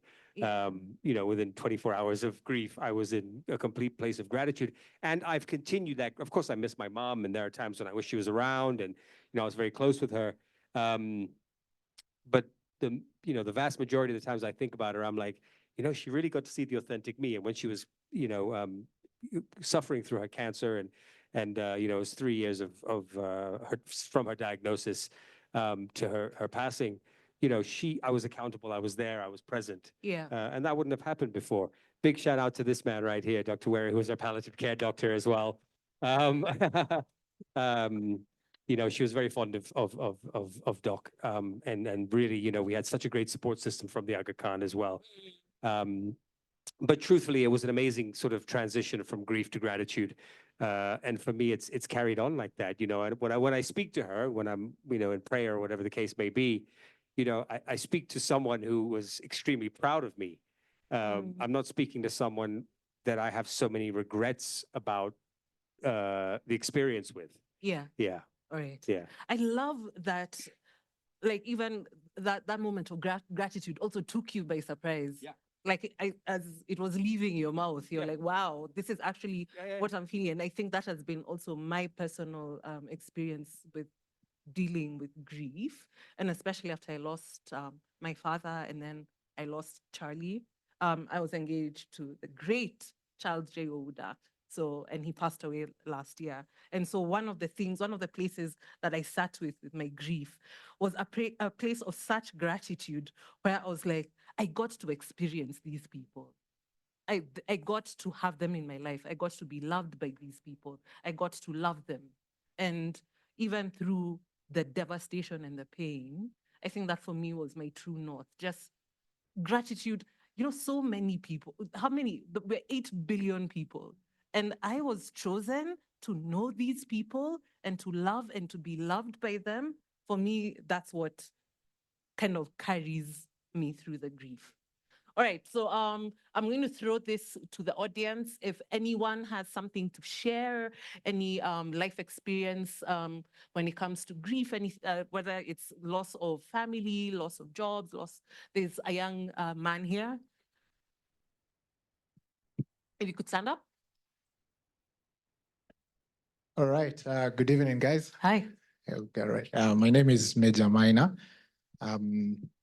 As I share what I have, I'll share it poetically because that's one of the things that really helps me when it comes to grieving. Yeah. Mm-hmm. And I'm a person who journals, but mostly do spoken word. So Yes. I'll share that. All right. Okay. Oh, and my guitarist is here. That nice tune you're hearing. Oh, you're giving us the full experience. I love it. I wait. I've been told to wait. Oh, niende mbele. Yeah. Alright. Kamera gani ya nyumbani? Mama yangu aone nafanya vitu Nairobi. Huku kuja kufanya sisi. Ndio anasemaga msanii. Very well. We are good. All right. So I'll start with my intro and then the piece. So no matter how major you think you are, so long as when you're under 18, bado we ni minor. Uko unachimba diamond, silver, ama gold, bado we ni minor. See, in this life, if you want to fly, fly high like a nigga, but never like a minor. Na si unajua, kwa meeting ya Wakikuyu, ukikosa mwagi, huwezi kosa minor. Na kwa hao minor wote, I am the major minor. All right. So I begin. When you lose someone you love, the question, how are you, becomes a question you can't particularly find an answer for. And it feels like the bandwidth of your vocabulary cannot find language for the emotional turmoil that is happening between your mind and your heart. When you lose the person who meant the world to you, you start losing reasons to be continuing in this world. And loss not only takes your person, but it also takes the things that will come easy to you, like your appetite. And now even the tastiest of foods loses taste before you. Loss takes your strength. And it's like you're in a limbo. It takes a lot of time for you to find sleep. And when you do, it takes a whole lot of strength to come out of the bed. When loss visits, there's this thing it does with memories. And you come to understand that maybe the scientists weren't lying when they said our bodies are made up of 70% water because of the liters of gallons of tears we flood our pillows with. If our pillows could speak when loss is with us, they will tell of the gut-wrenching pain that only silent screams and tears can only write. Sadly, when loss visits, she doesn't come alone. She comes with her lover grief. And if you think loss was bad, you've not met grief. Now grief takes its time. Grief is here to stay. When grief visits and you are asked, how are you? The answer to that becomes all the more sophisticated. And people expect you to have a positive response. People expect your answer will change the next time they ask you that. People expect you to move on like nothing happened. And it's not like you're not trying. But grief makes sure you do the one thing you don't want to do. Grief makes you feel. Grief makes you feel the pain. Grief makes you feel the loss. And grief will make you feel that no matter the steps you're taking, you're still in the same place. And that hurts. And that sucks. When you lose someone you love and you're not expecting it, you don't lose them at once. No, grief can't allow that. You lose them bit by bit over time. In the way the texts and the calls stop coming, in the way they are no longer on the frequently contacted list on WhatsApp, in the sense that remind you of them and now they are fading. In the way they loved to bake and when you see cake, you remember that they are not here with you. In the way you will see people do the things you used to do together. And with all of this, you will lose them again and again and again. And at this point, those addictions that we thought we overcame, they will come crawling back. And we will embrace them. Not because we want to, but because anything to escape this reality will sound like a good enough reason for us. Your soul will weep. And there's nothing you do that you will feel like you're comforting it enough. Someone once said, the only way out is through. And pain demands to be felt. And I know, for those of you that have lost someone that is dear to you, they are the last person you think of when you go to sleep, and the very first person and thing you think about, the very first person and thing you think about when you wake up. But one day, they'll be the second, and then the third. God will help you to find a way to live with the pain. And until then, I will not tell you it's going to get better. I will not tell you do not weep, for there is a sacredness in tears. They speak more eloquently than 1,000 tongues. I hope, I don't know how to sit well with you in this season of pain, but I hope you will find a community. And just like Job's friends, there'll be people who can sit with you in the silence. And I hope that when you get that community, you will also remember this piece. And let this serve as a reminder that though grief and loss have visited, you are not alone. You are never alone. You are not meant to go through this alone. Benjamin, thank you.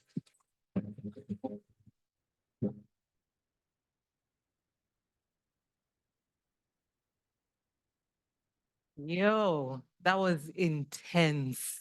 Guys, can we give him another hand? Wow. Wow. Okay. I'm processing that one, but as I'm processing in my heart, I'd want us to talk to Dr. Wero, who is actually a palliative care specialist. And in your line of work, you actually deal with people who are facing their mortality as well as their families. So I'd like to talk to you about your experience as a doctor who faces death almost on a daily basis. Thank you.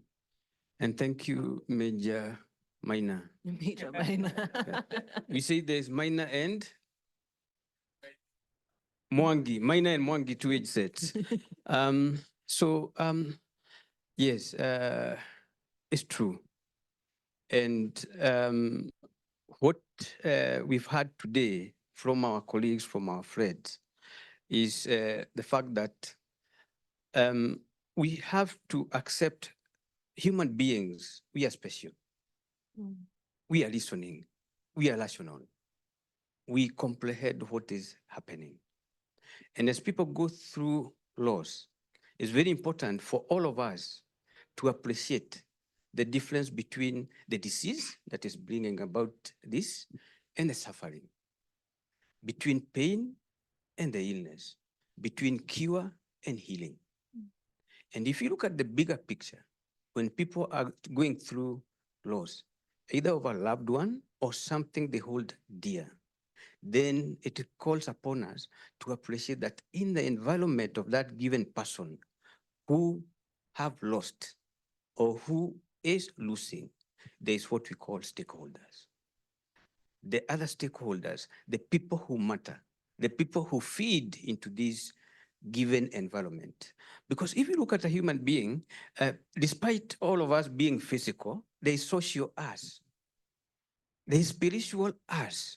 Those people who look for meaning, the existential meaning of why me, why now, why is it happening? And the belongingness where we come from. The interrelationship also become very, very important. So in the arena of providing palliative care, supportive care to patient and family members, you don't just look at that patient. You look at the core unit. The core unit, as Farid was saying, is the patient who is going through the disease and the family members and other stakeholders who are going through the illness. You take care of the patient who is going through the pain, who is going through loss of weight, who is going through loss of appetite to feed, and the family members who are experiencing that with them. And when you do that, therefore, you realize that there is more to living at that point than to dying. Wow. There's more to living than to dying. And people continue living even when we lose them physically. When you lose a loved one, a mother, a father, they go out physically. But do you ever say, I'm not son of so and so, because they're gone? No. Do you ever say, I'm not a daughter of so and so, because they're gone? No. You are still the son, the daughter of that person. They are gone physically, socially, psychologically, emotionally, spiritually, and the effect they have had on you continues forever. And what we usually recommend today, being as we are, with the so many factors and the challenges that we are going through life, remember that person who is suffering is the expert when it comes to the loss. The patient is the expert when it comes to the disease they are going through. The family member is the expert when it comes to the loss that they are feeling. They're the expert. They know how the relationship have been. And therefore, we connect the thread. And as such, grief and mourning is never linear. It's never horizontal or vertical. It's cyclical. It can go on, come back, and all through we need to open up to the others. We've had people come to us 5 years, 8 years down the line and ask us, what really happened? Can we go through the last moment? Can we go through the conversations that we had during that time that person was there? What are they telling you? They're telling you, as human beings, we need to continue supporting each other. The loss is not a single given moment. Whether you lose when you're 1 year old and you live for 100 years, the loss goes with you. The trick is, the challenge to all of us as a community, as a society, as stakeholders in that person's life is what support do we give in that cycle? Thank you.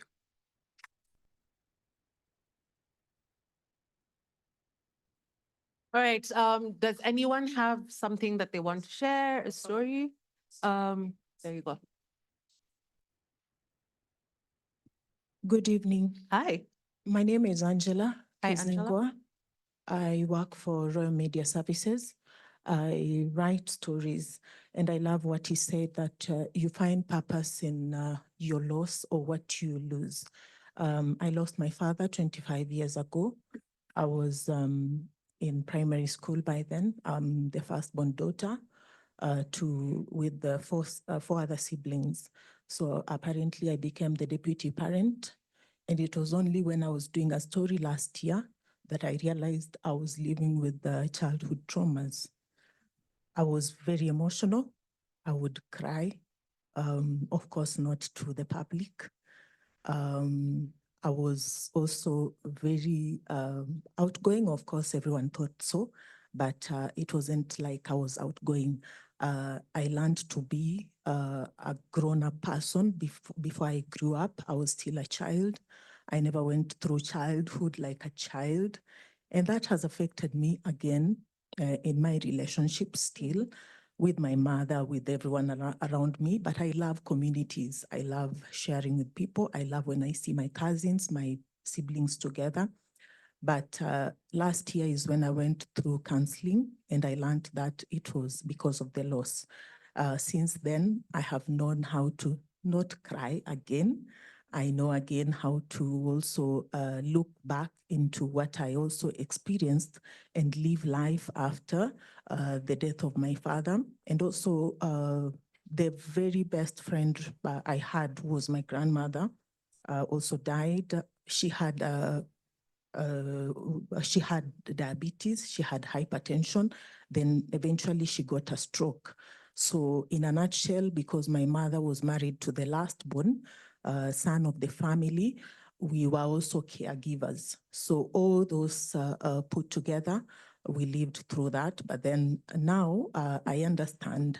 And when I tell the stories, I look at the backgrounds, and I am an advocate for people also taking the children for counseling, because we assume a lot. We really assume a lot. But for now, I believe it is a journey, as it has been said, and I believe that it's going to be okay. Thank you. Thank you.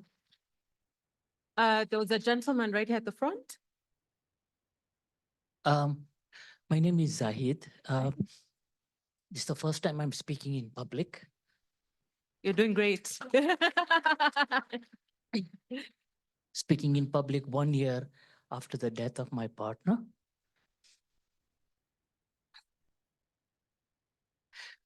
My partner was Arena, who saved Jivanji Gardens for Nairobi.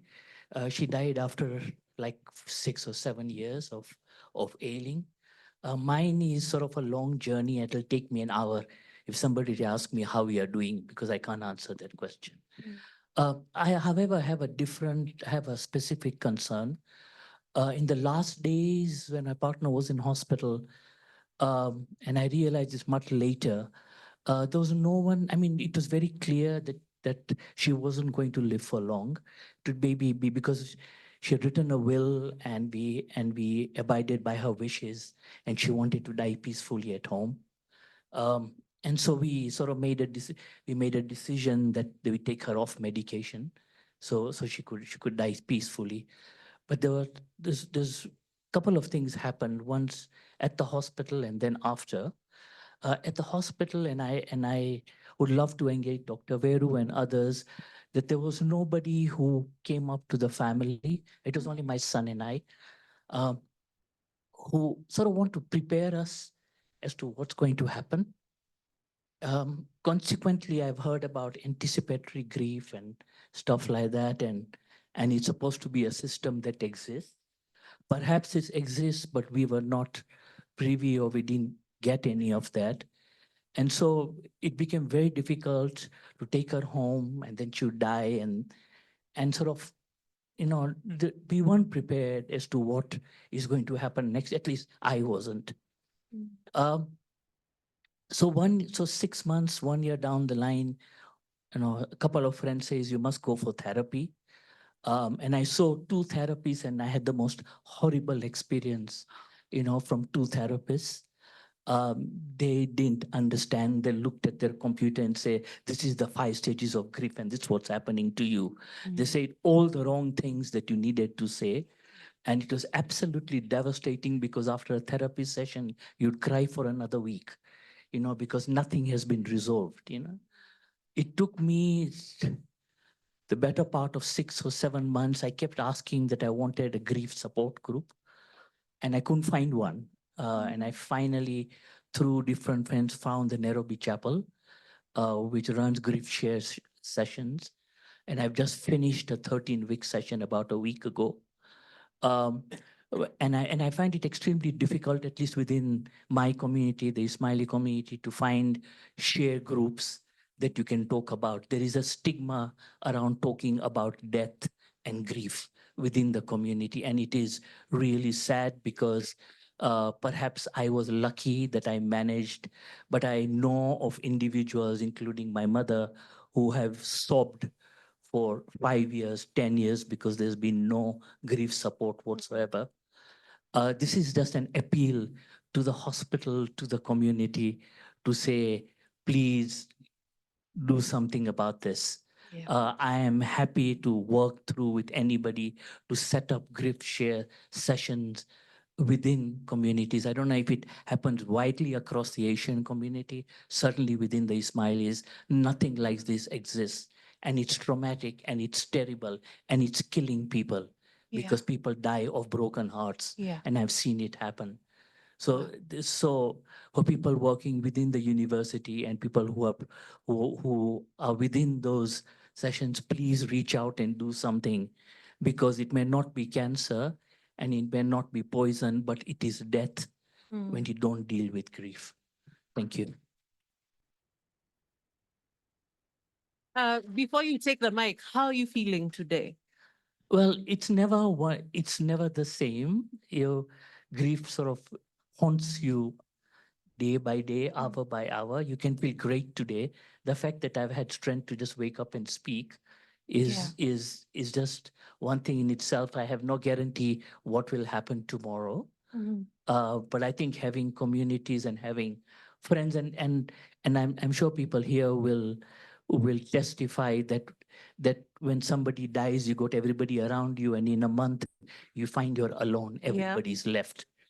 You know, and at the end of the day, I think today, out of the huge number of people who used to come home and talk to her and whatever, I don't have more than 2 people I can reach out to and genuinely share without them asking me, how are you doing? I mean, how do I explain that? You know, but somebody who understands what grief is. And I've come to the conclusion with the grief session, there's only when you've been through grief, only a fellow grief person will understand what is grief. Yeah. You know, It's a club and you don't understand until you join the club. No, absolutely. Yeah. And then forming relationships outside that is very difficult because there is no understanding whatsoever. No one gets it. But thank you for asking. Thank you for sharing. Is there anybody else? There's the lady at the front right here. Right here. Yeah.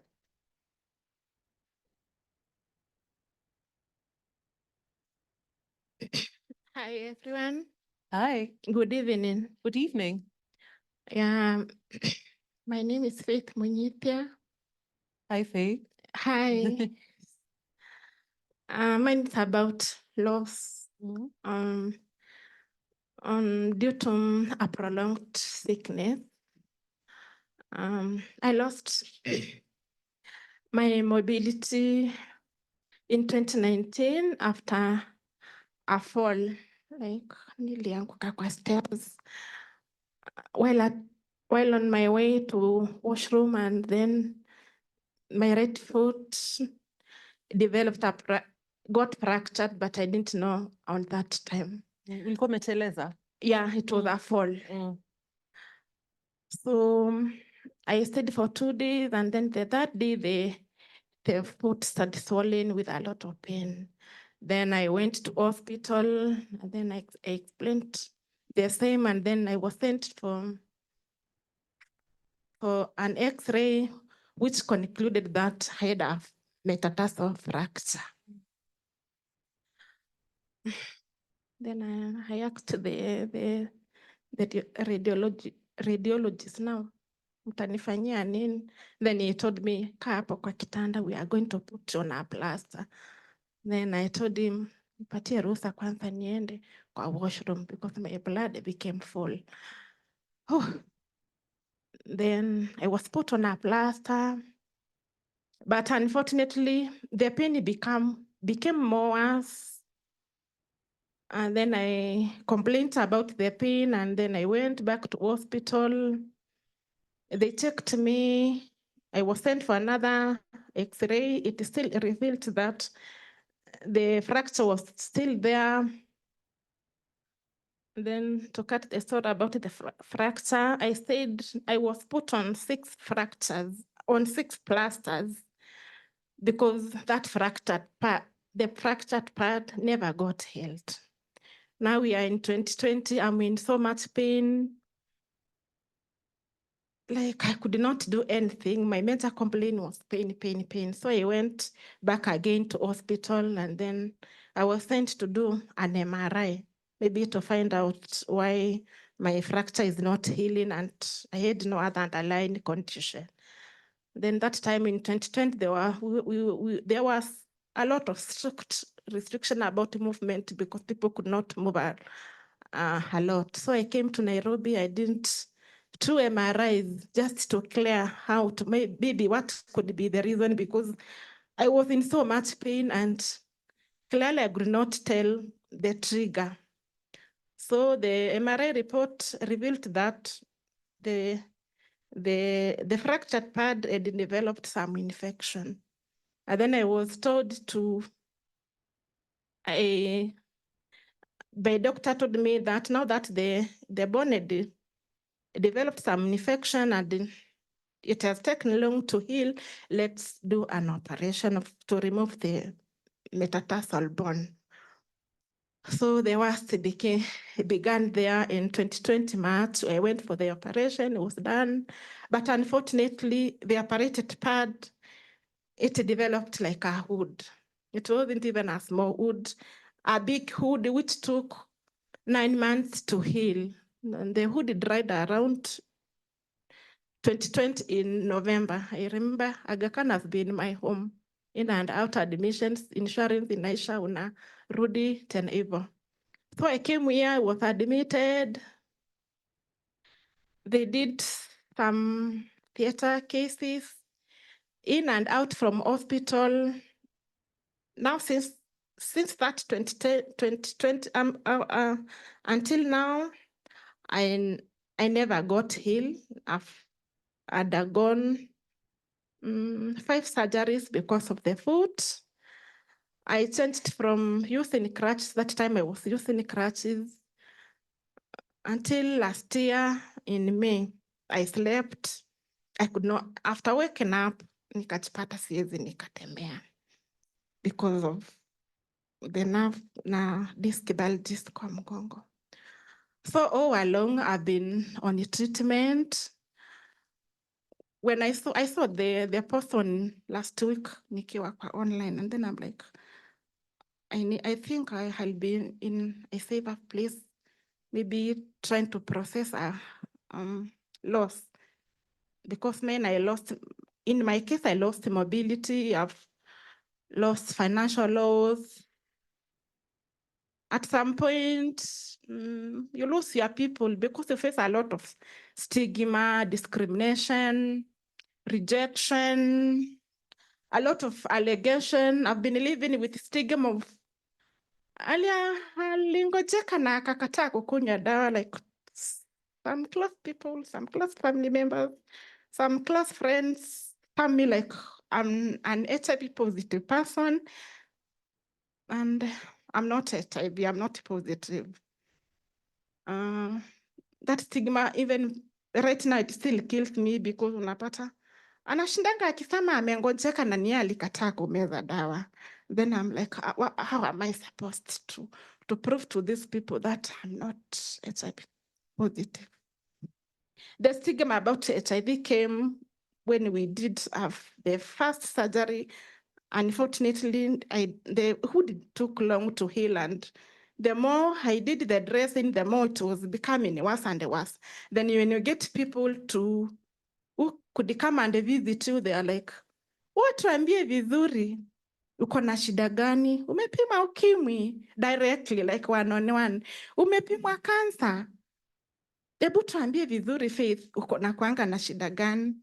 So I tried to process that until in 2022, that is the time I realized I'm depressed. I shared the same with my specialist, my orthopedic surgeon, and he referred me to go to Mathari. I was almost to get admitted in Anikakata, but at least I got some therapists who took me through with my journey, because I had tried 5 suicides. Najaribu inakata. Najaribu inakata. When someone is in so much pain, there's some steroids, medications, zile za kujidunga na the horrors. And those drugs are so strong. I used to take them na sikuwa nakufa. So I'm like, I'm taking the drugs and I'm not dying. When will I die? And I sleep. I'm not getting any sleep. I take the meds. Those who have come around, there's this drug of pain called fentanyl patch. The one you stick there, I could take the higher dose. Naeka tutatu. Nika moja hapa, naeka ingine hapa, ingine hapa. So that I sleep peacefully, not hoping to wake up again. It's around 2 a.m. in the morning. I'm still awake. I'm not dying. I'm just vomiting and sweating a lot. So when someone says about pain, I know what is pain. When someone says about having thoughts of suicide, I've been there, I'm a victim. I clearly understand and know. When someone talks about stigma, laws, rejection, discrimination, I clearly know, because mpaka sai, I still face stigma from family, from friends, at some point from work, because you could tell me when someone asks you, wewe unasemanga umegojeka na ukujangi kazini. Mtu akikuuliza upeane mshahara yenye haujakuwa ukikuja kazini, what could you give out? Yeah, that. So anyway, it's live. What has been helping me to attending similar forums like this, when I see it, regardless of the distance and where the forum is, I always try and avail myself to attend. I'm not yet healed. I don't know actually when to heal. My doctors have been telling me, like, Faith, unajua, the healing is undefined. What I could advise is you continue with the medication, you continue with the therapy, and if there's something you need to do, please do it right now, because I'm not promising you that you are going to get well like sai. So it has not been easy. How did it really hard? You start advocating for mental health, even to workplaces, especially government offices. So some of those offices, they are not aware of what people go through, especially the docket of disability mainstreaming. Like you tend to hear someone anakushika mkono, even then you're like, mkono yako iko sawa, hata ukai kama mtu wako kwa wheelchair. Yeah, you have upgraded. Siku hizi unatembea na Mercedes Benz, and then I'm like, utafanya nini? And then, yeah, so you are okay, you are seated, you can do the work. Si mikono yako iko sawa. What is that? And then when you try to tell them, the person like, I'm not okay. Yes, I'm in a position to talk. Kuongea mimi naongea vizuri, but kwa ground, the productivity and sitting for long, it has been a challenge. But getting someone who can clearly understand you, it has not been easy. Okay. I would really urge to network, and you do some those sensitization trainings and maybe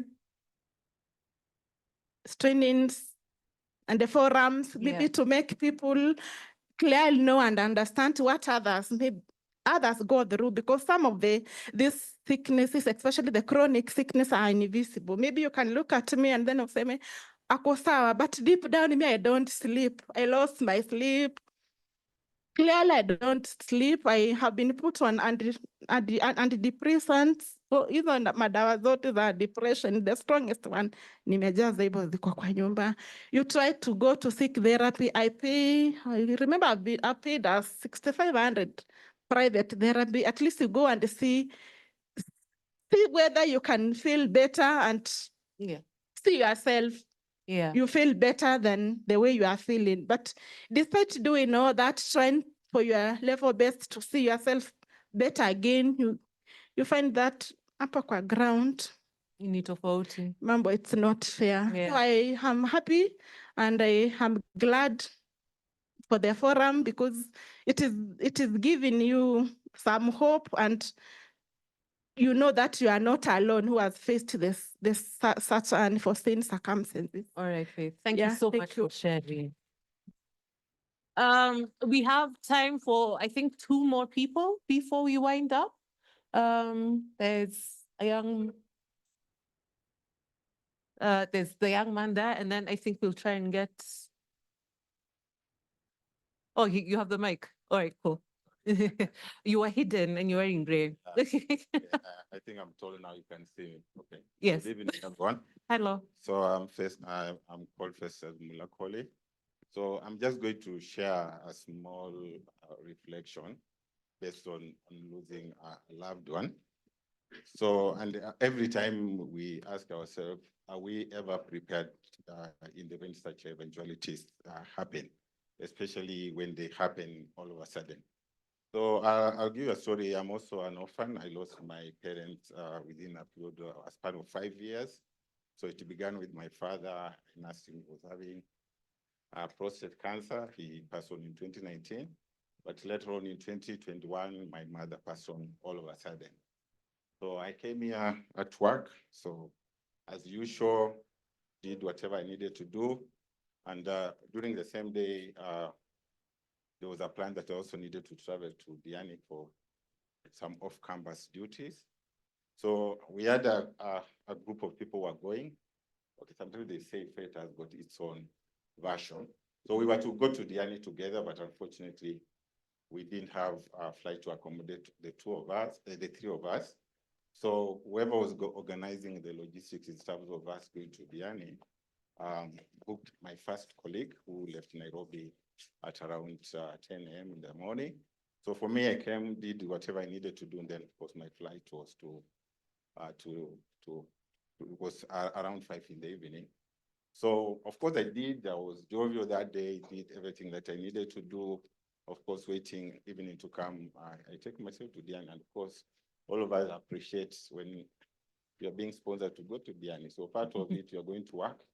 At the same time, you have all these things at the back of your mind that you'll have an opportunity to go to the beach, do some sandy bathing and so forth, So you have a lot of things lined along the way. Then, of course, it comes the time for me to go to the airport. I leave here at around 2, arrive at the airport. Of course, do the logistics around airport. Everything is calm, nothing is happening. Then they call it fate. I just don't understand what this thing is called fate, yeah? So immediately I check in at the airport, and immediately I cross the check-in. I receive a distress call from home.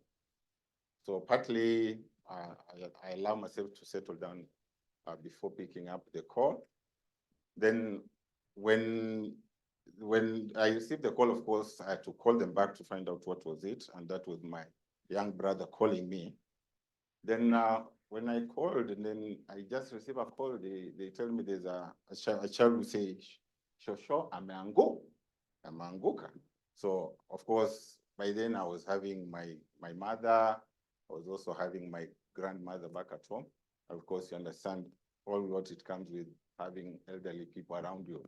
So anytime you receive a call and you're told there's something, probably what comes into mind, maybe there's something worse that has happened. So I keep on asking the person who I was talking to, Shosho Mugani. So to me, the assumption is my grandmother, not my mother, because whoever was speaking to Shosho Yake.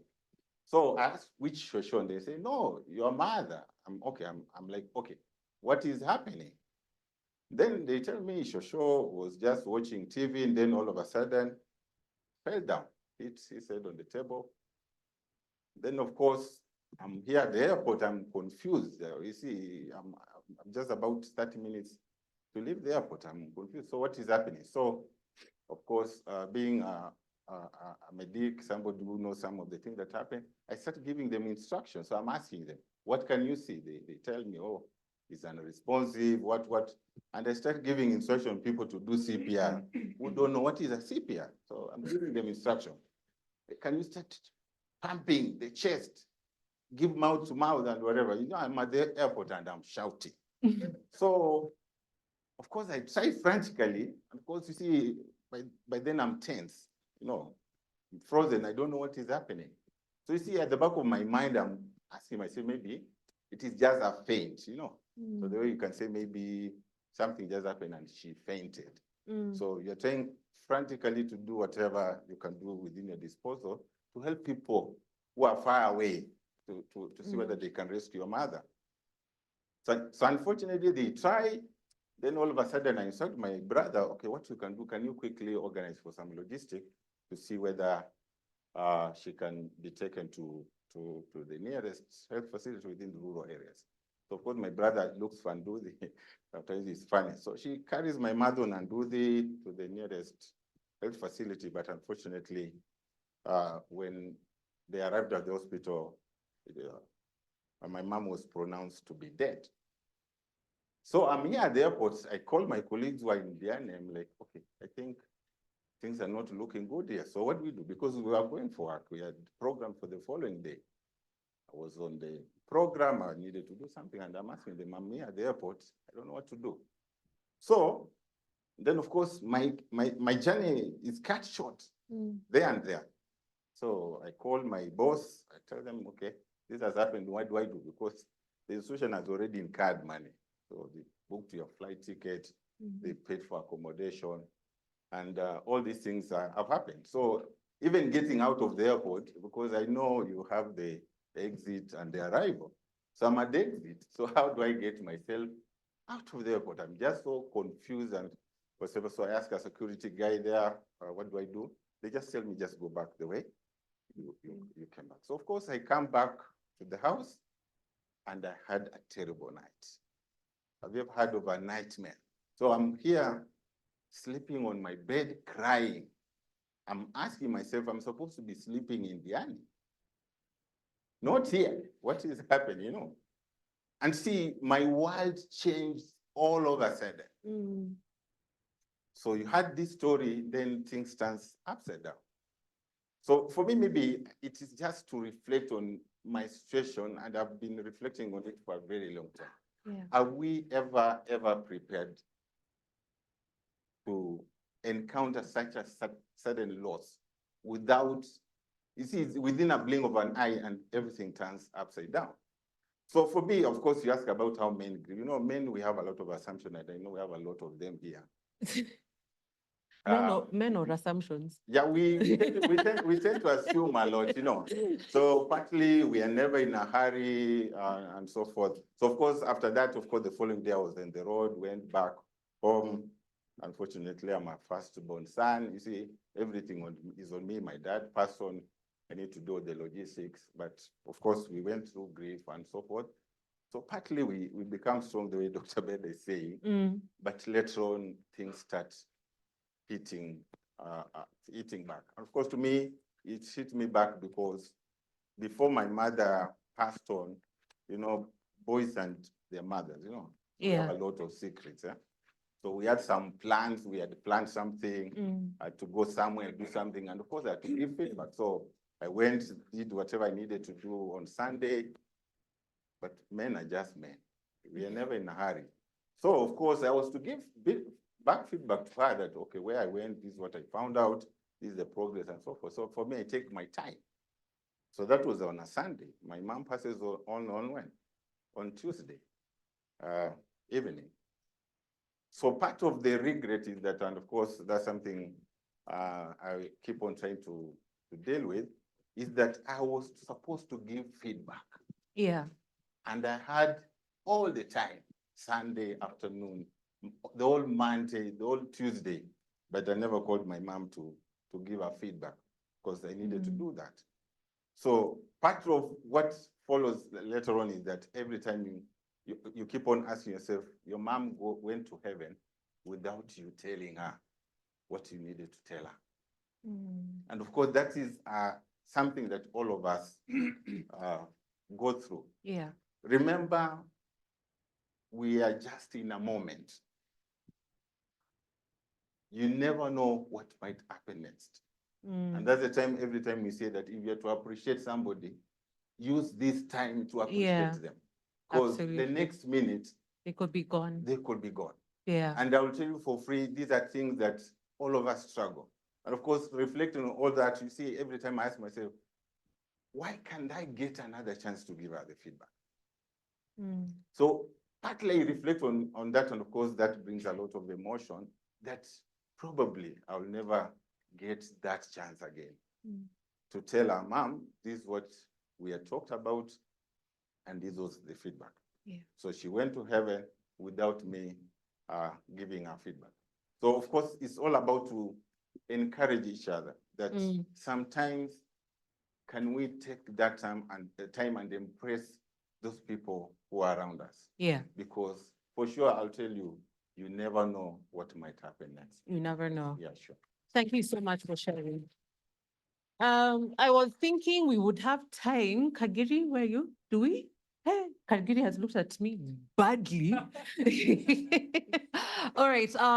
First of all, I'm so sorry. There's really no. I'm so sorry. There's really no time. Oh, yeah. Okay.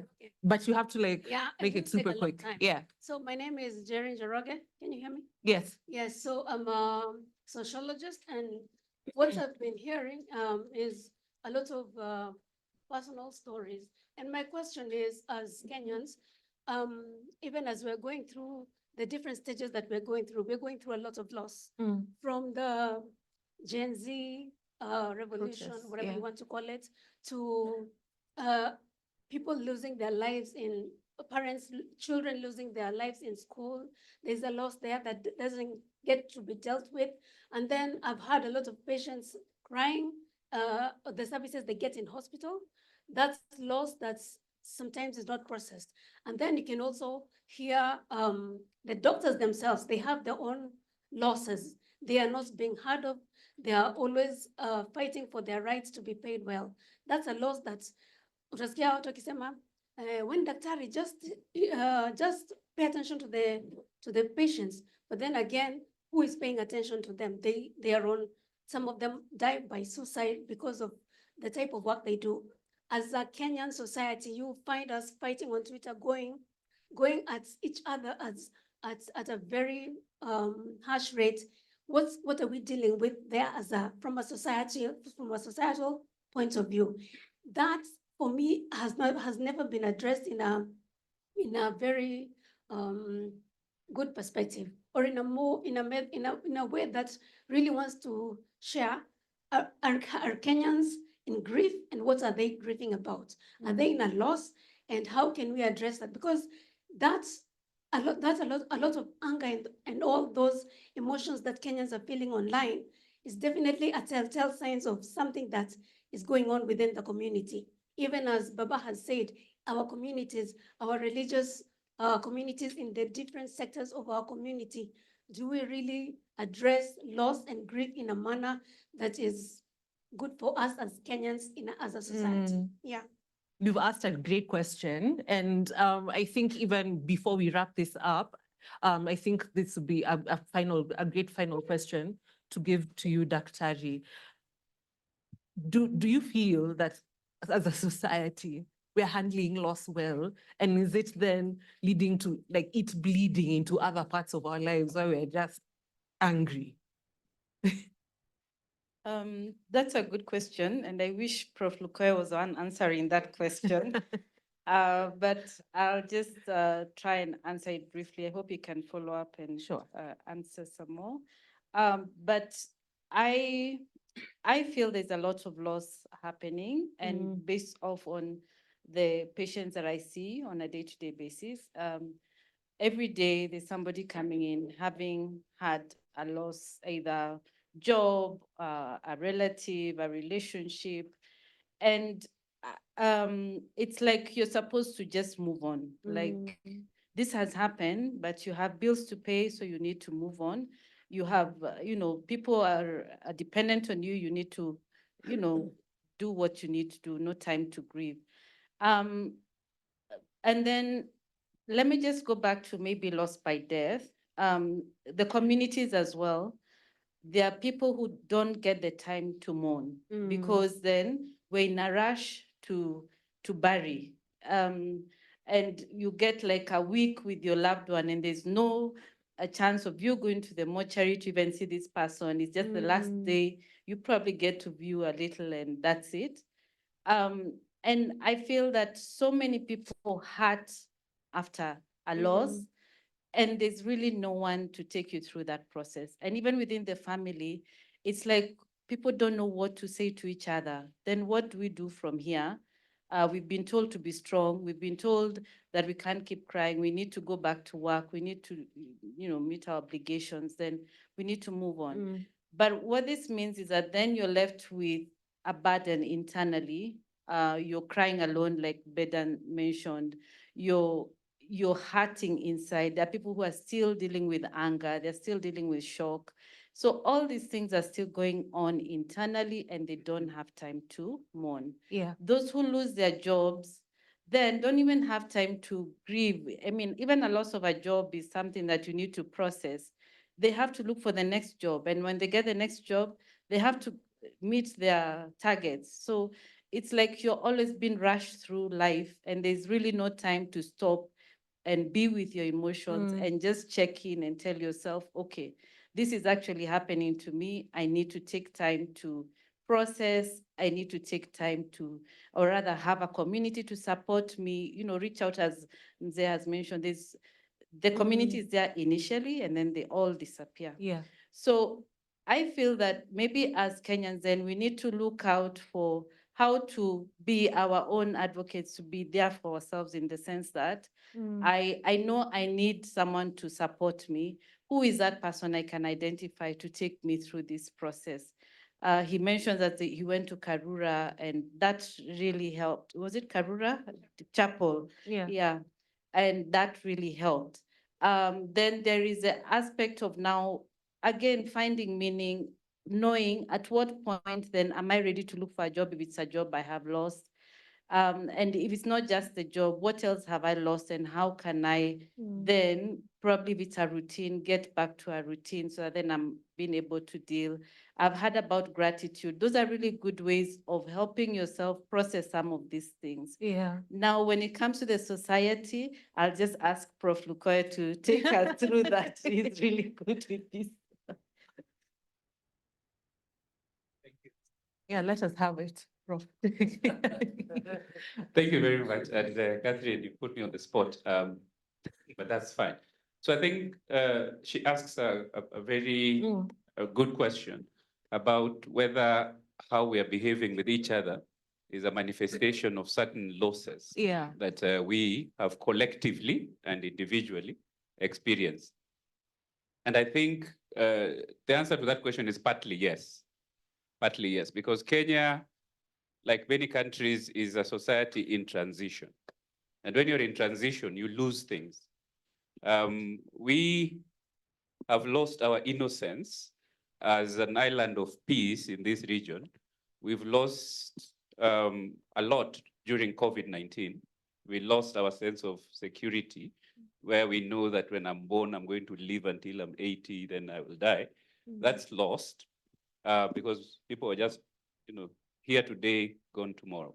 So there are lots of those kinds of losses. We've lost our, and I don't know if there's a sensitive way of saying this, we've lost our political naivety. We now know that we now know that our leaders are not our friends. Stuff like, so people are losing all sorts of things and they need time to process, as Dr. says, but they don't have time to process. They don't have space to process. They go online the same way somebody else goes to a bar to drink, the same way somebody goes to a church and gets extremely religious, and they go to social media for the same reason. Masking. They are trying to escape from this sense of loss that they are experiencing and feeling. And so when they get there, they find other people with issues.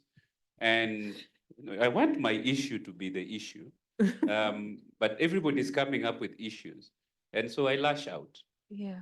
I silence these others. Say, you shut up, listen. I am the one with the issue. But that's everyone.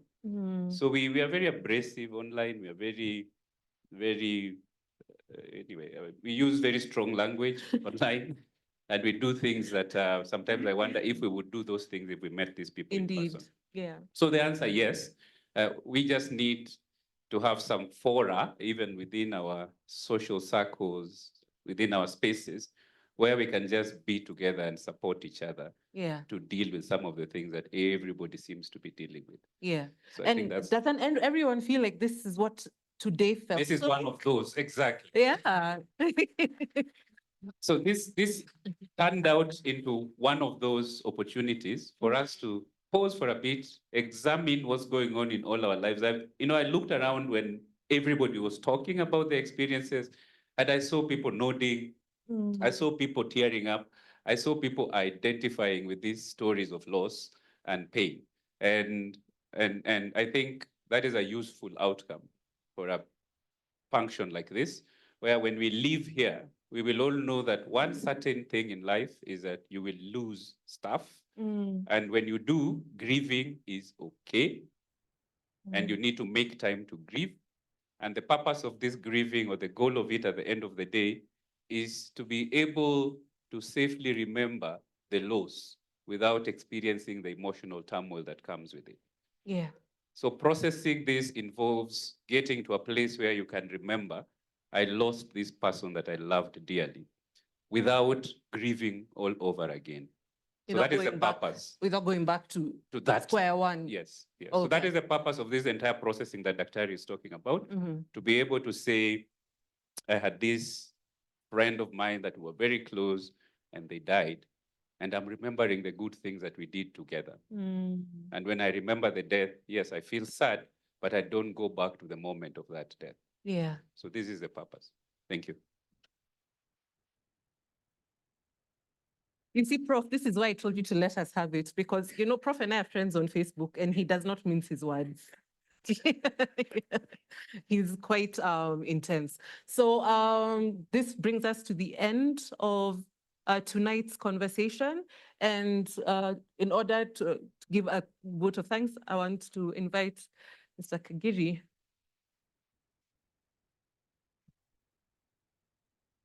Thank you very much. And I'm very sorry that I made you cry today. It was not intended. So when we get to 10, what is that? 10 years is? Preteen, eh? Preteen. When you are 10 is preteen, isn't it? Yeah. So Life Conversation has done 10 edition. This is the 10th edition. And I'm very, very, very honored and proud of the team that has put this together. And I am privileged to co-chair that committee with Dr. Benjamin, and he's not here, but I want to appreciate the team behind Life Conversations. If they could stand and raise their hands so that we can appreciate them. Mary is on that end. There's Wangari there, there's Mr. Siox at the back there, our producer. There is Patrick there who is tweeting a bit, and then there is our lovely secretary, Madam Winnie. Thank you very much. We are a great team, and we are supported by the entire comms team, and I know they are here, and some of them have left.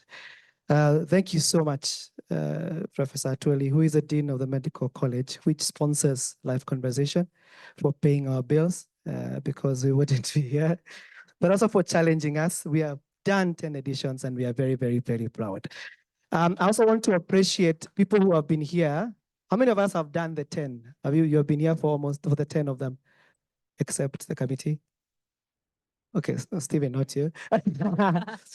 8, 9, thank you, Joyce. 7, 6, thank you. 5, 3 and above. Thank you so much. Thank you so much. So just to appreciate you for coming, we really, really appreciate you. So we do this every quarter. We will do it again in the month of August. So we do August and then we do November again.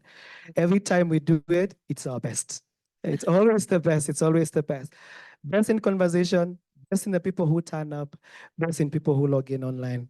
And I'm very grateful to over 400 people who are logged in on Zoom. Let's appreciate them. And many other thousands who are watching live on NTV at some point. So thank you I cannot say thank you enough. Like Prof said at the beginning, this is what a university should be. For us, this is what universities should do, and that's what we are doing. We are creating spaces for you to come and speak real life issues, and we are very, very grateful. So I want to make a few announcements. One is that there is tea and snacks at the ground floor. We have enough for all of you. Please don't leave without taking something at the ground floor. If you drove, we are going to validate your parking. We need to validate it. So see those people who still, so there's Winnie there and there's Mary at the end there. They will help you with your parking ticket. We have a few people who are able differently. We will help you exit, and let's support them to exit ahead of us. And we will also be required, I'm very sorry to say, but we have 1.5 hours to be here. So that's enough for tea. So at 9:30, we need to lock the campus that we can clean up and do other things. So at 9:30, when we tell you it's time, it is not that we are unkind. We're just being tried to prepare the classes for tomorrow. I want to take this opportunity to appreciate our panelists. Thank you so much. Thank you so much. Thank you to our expert speakers. So we usually have panelists and expert speakers. So the people who spoke in, here, who are seated here. Thank you so much. Thank you so much, Eunice. And Eunice this is the second time Eunice speaking at AKU in the last one. You were here 2 weeks ago. On the 10th, she was here to speak to the breast cancer support group that we formed. And she's one of the pillars supporting people in that group. And so we are really, really, really excited. Oh, Mr. Minor, thank you very much. Mr. Minor. And the funny psychologist and the young man. I mean, thank you so much. Thank you, Prof. I can say thank you to everybody. So don't leave our snacks. I want to call Karim Sayani, who is also my boss. He's the director of comms for the university, to come and offer gifts to the panelists and the expert speakers. So Mary, please bring them. So welcome, Karim. So where do you want, on the stage or down? On the stage, eh? Okay. No, it's okay. You want to say a word? Well, I'm just very touched by today, and I've been seeing this from afar, and to have an opportunity to be here in person is very moving.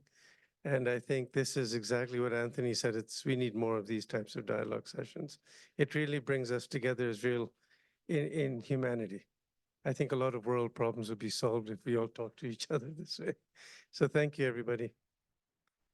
So you can start from moderator Ciru. Let's appreciate Ciru for a good job. No. We need to take the picture. So we need to see to stand here. Wanjiru, we do that so that we take the photo here. And the photographer is there.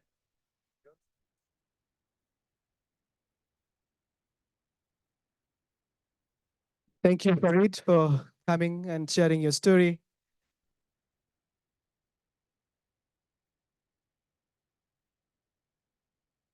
Thank you, Dr. Beda. Thank you very much. Your story was very touching.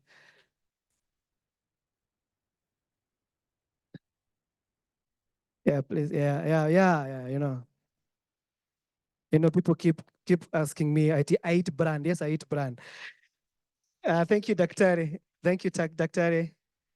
Just go back there so that, yeah.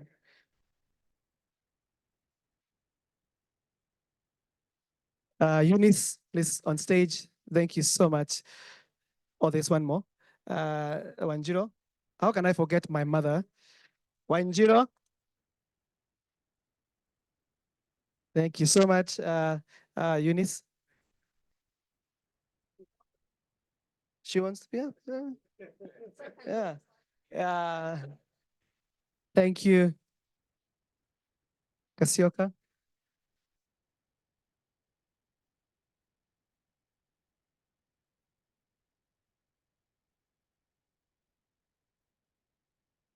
Yes.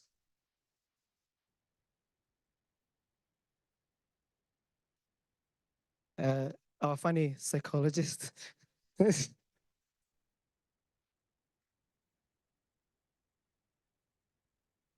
spoken word guy and the guitarist, please come.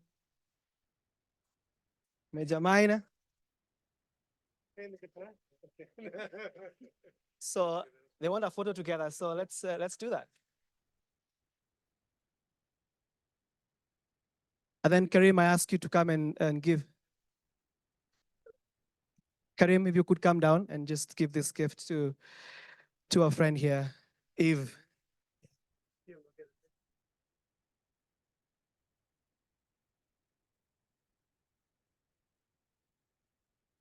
So thank you everybody for coming. Thank you so much. Thank you so much. We'll have a final photo with the panelists and the dean here, but everybody else, please go and enjoy a cup of tea, coffee, and snacks on the ground floor. Let's do a photo here. We will do it. We will do it.